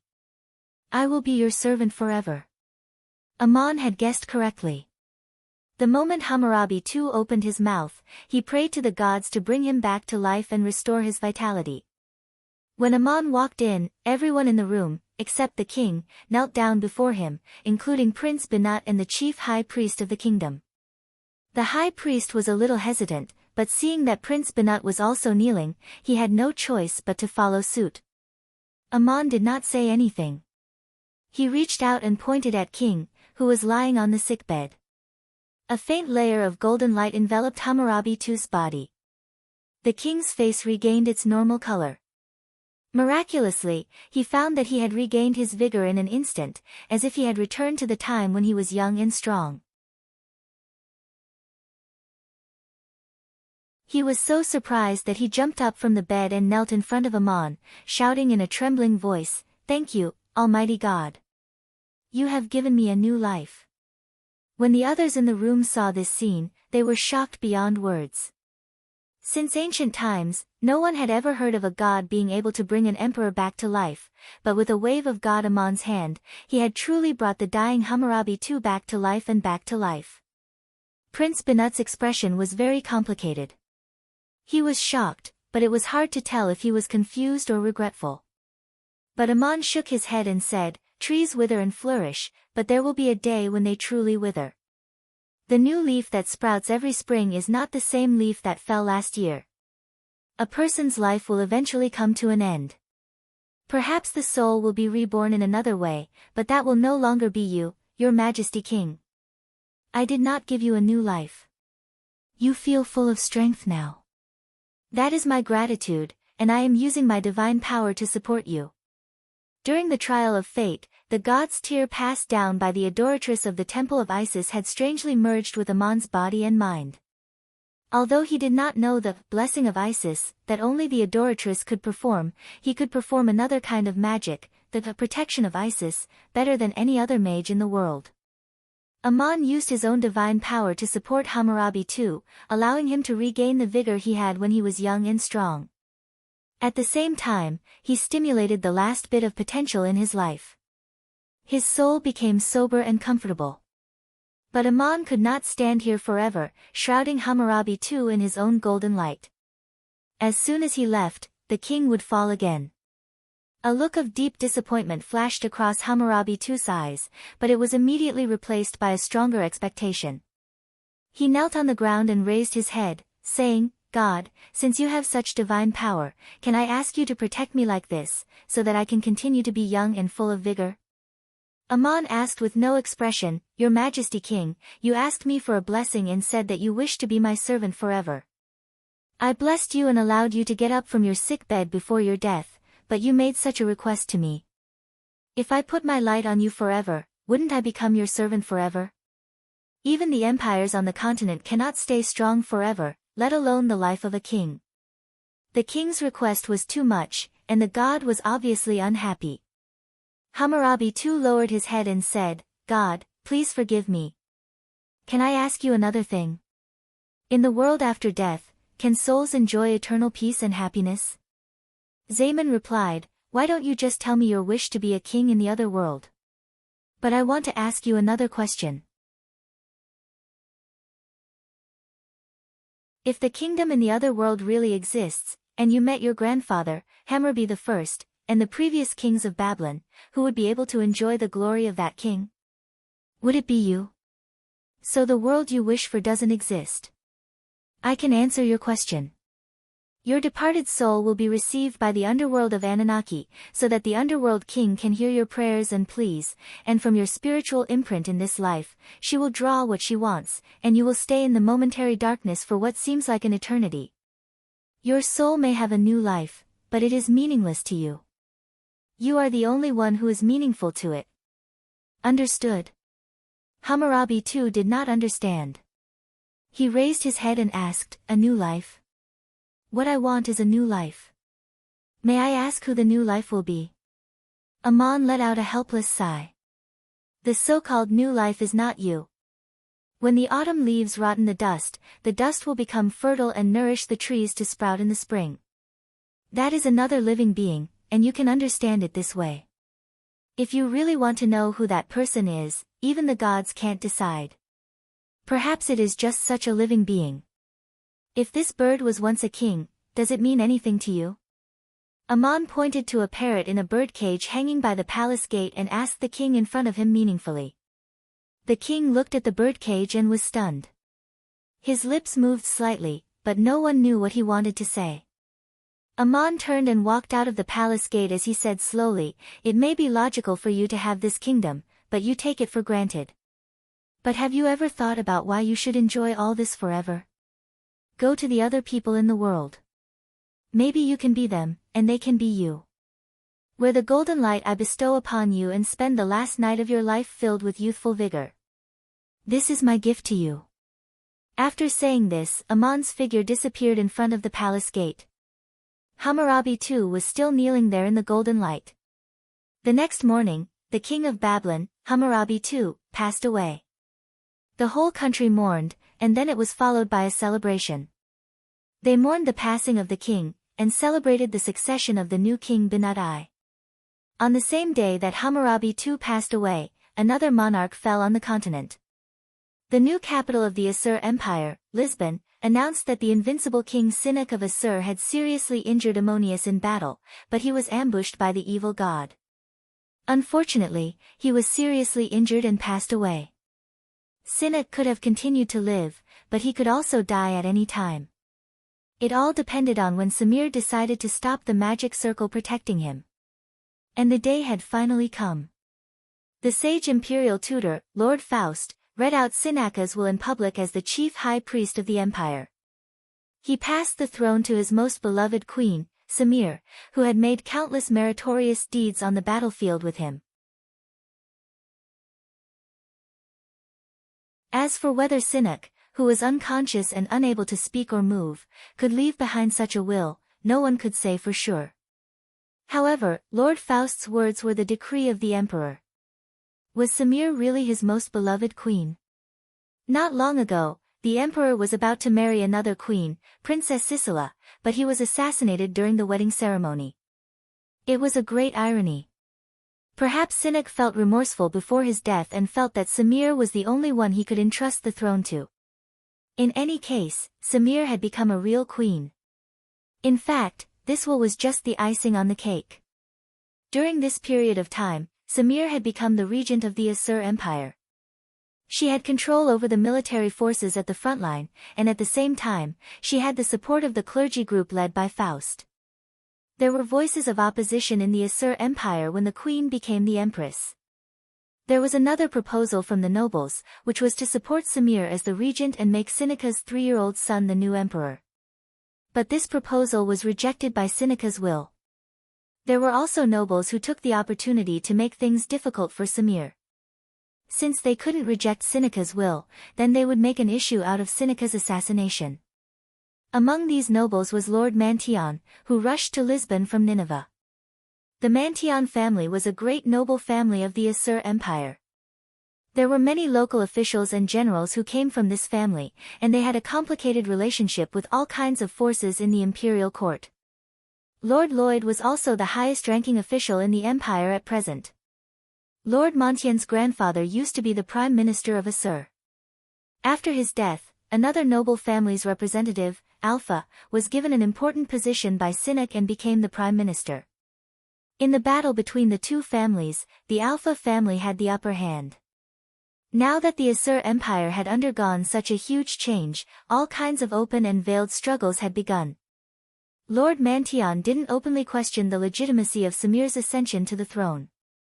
In the first court meeting that Samir held, Lord Mantion spoke passionately, "In order to maintain the glory of the empire, we must avenge Sinek." But the murderer was Ammonius. Where could they find him? There were two measures that could be taken.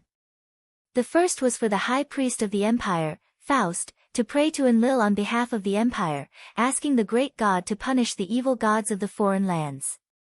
The second measure was for the army to attack the city of Leng, destroy Amon's shrine, occupy the land of the city, and turn the residents into slaves of the empire.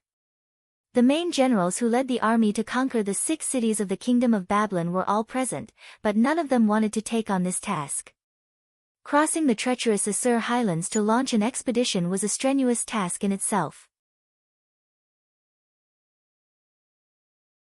The non-combat losses of the army during the march were very high. Now that they had achieved success and gained a lot of wealth, territory, and slaves, no one wanted to take this risk. The battle between Enril and Valletta had already shown that this battle was not going to be easy. Nearly half of the giant legion had died. Unless the other 4 elite legions of the empire were sent over, and a logistics team several times larger than usual, it would be difficult to win. If they had to fight, it was best to send someone else. This was what the generals were thinking, but no one dared to say it out loud. Lord Mantian's words were righteous, and even Samir couldn't refute him on the surface. This was the first problem she faced as soon as she took power. How could she face this kind of questioning? How could she avenge Emperor Sinek? If she didn't accept Lord Mantian's suggestion and take convincing measures, her prestige would be greatly affected, and her position as empress might not be stable. The officials all looked at the empress on the throne with different thoughts in their minds. Samir's face was as calm as still water, but no one could tell how he reacted. When Lord Mantion finished speaking, the officials had no choice but to express their support, lest they appear to be disloyal to the empire. Empress Samir nodded and said, Lord Mantion, I want to thank you for your efforts for the empire. You should be rewarded." Samir immediately gave the order to reward Lord Mantion with a new territory and hundreds of slaves. It seemed like a form of appeasement or compromise. After thanking the empress, Lord Mantion said, "Your Majesty, I don't want these rewards. I want to ask the empire not to forget the hatred of Emperor Sinek and the glory we have protected. How do you plan to destroy Palace Ammonius?" Samir replied calmly, "The war with the Kingdom of Babylon has just ended, and the territories we have conquered need to be stabilized. Currently, the 4 legions can't be mobilized for expeditions. However, Lord Mantian's suggestion must also be considered. When it comes to the war with Leng, I know it better than all of you here, because both I and the sage imperial tutor personally went to the battlefield. At that time, we lost that battle, and Leng was only a Pyrrhic victory. Their losses were even greater than those of Enril. The Empire's most elite giant legion has already been sent to the plains of Duk. If they can recover their peak combat strength, they will definitely be able to capture Leng and even conquer the entire plains of Duk. The other 4 legions have achieved such glorious results in attacking the Kingdom of Babylon, so why can't our most elite giant legion do the same? At present, the 2 most important things are confidence and strength. As for confidence, we have all seen it. Lord Mantion is full of confidence in the victory of Enril, so all that's left is strength. From a strategic point of view, we need to organize more adequate logistical support, and we need to organize more soldiers to make up for the losses of the giant legion. I appoint the most loyal and talented minister of the empire, Lord Mantion, to concurrently serve as the governor of Enril, and he will be responsible for avenging His Majesty Sinek. Lord Mantion, I will send the most powerful mage of the empire, Faust, to accompany you to Enril, and I will give you full authority to organize logistics and recruit soldiers from the Assyrian Empire to expand the strength of Enril. I feel the same way as you, and I even want to personally go to the battlefield like I did in the past, but I have to worry about more things in the empire, so I entrust this important matter to you." The Empress actually made such a decision, sending a civil official to Enrol to preside over the military affairs. The reactions of the ministers varied. Some were so shocked that they couldn't close their mouths, while others wanted to laugh but forced themselves to hold back. Lornard, on the other hand, was stunned on the spot. He had never expected that Samir would ask him to step up instead of another army from the Empire. He wanted to decline, but he had no excuse to do so. He was the one who was the happiest. Who else could they send if not him? Some ministers who were quick to react immediately praised Her Majesty's wise decision, and at the same time, praised Montian's loyalty and bravery, and everyone else followed suit. Mantion had to go even if he didn't want to. He had built such a high platform for himself, and now he couldn't go back down. To replenish the giant legion and organize logistical reinforcements, manpower and material from the Assyrian mainland would need to be transferred across the plateau. No matter who did this, it would definitely violate the interests of a group of people. It was easy to get someone else to do it, but it was definitely a thankless task to do it personally. It would be fine if they could achieve a complete victory in the plains of Duk and obtain enough benefits, but if they failed or barely won, the losses would definitely outweigh the gains. Since Mantion was using this matter to make things difficult, Samir simply sent him to the front lines. Could a civil official from the Ministry of the Interior command an army in battle? In fact, the one who was really in control of the army on the battlefield was still Felix, the giant legion's commander. What Mantion could really be responsible for was the most troublesome logistics and people's livelihood. As for the military and political power, he couldn't control it, because Samir had also sent Faust. You're tuning in to the Blissful Bookshelf YouTube channel. We're so grateful for your support, and don't forget to subscribe to join us on this incredible journey through captivating stories. Your generosity through donations truly makes a world of difference, as it's the primary source of revenue that allows me to expand and enhance this channel for you. Thank you from the bottom of my heart for being a part of this adventure.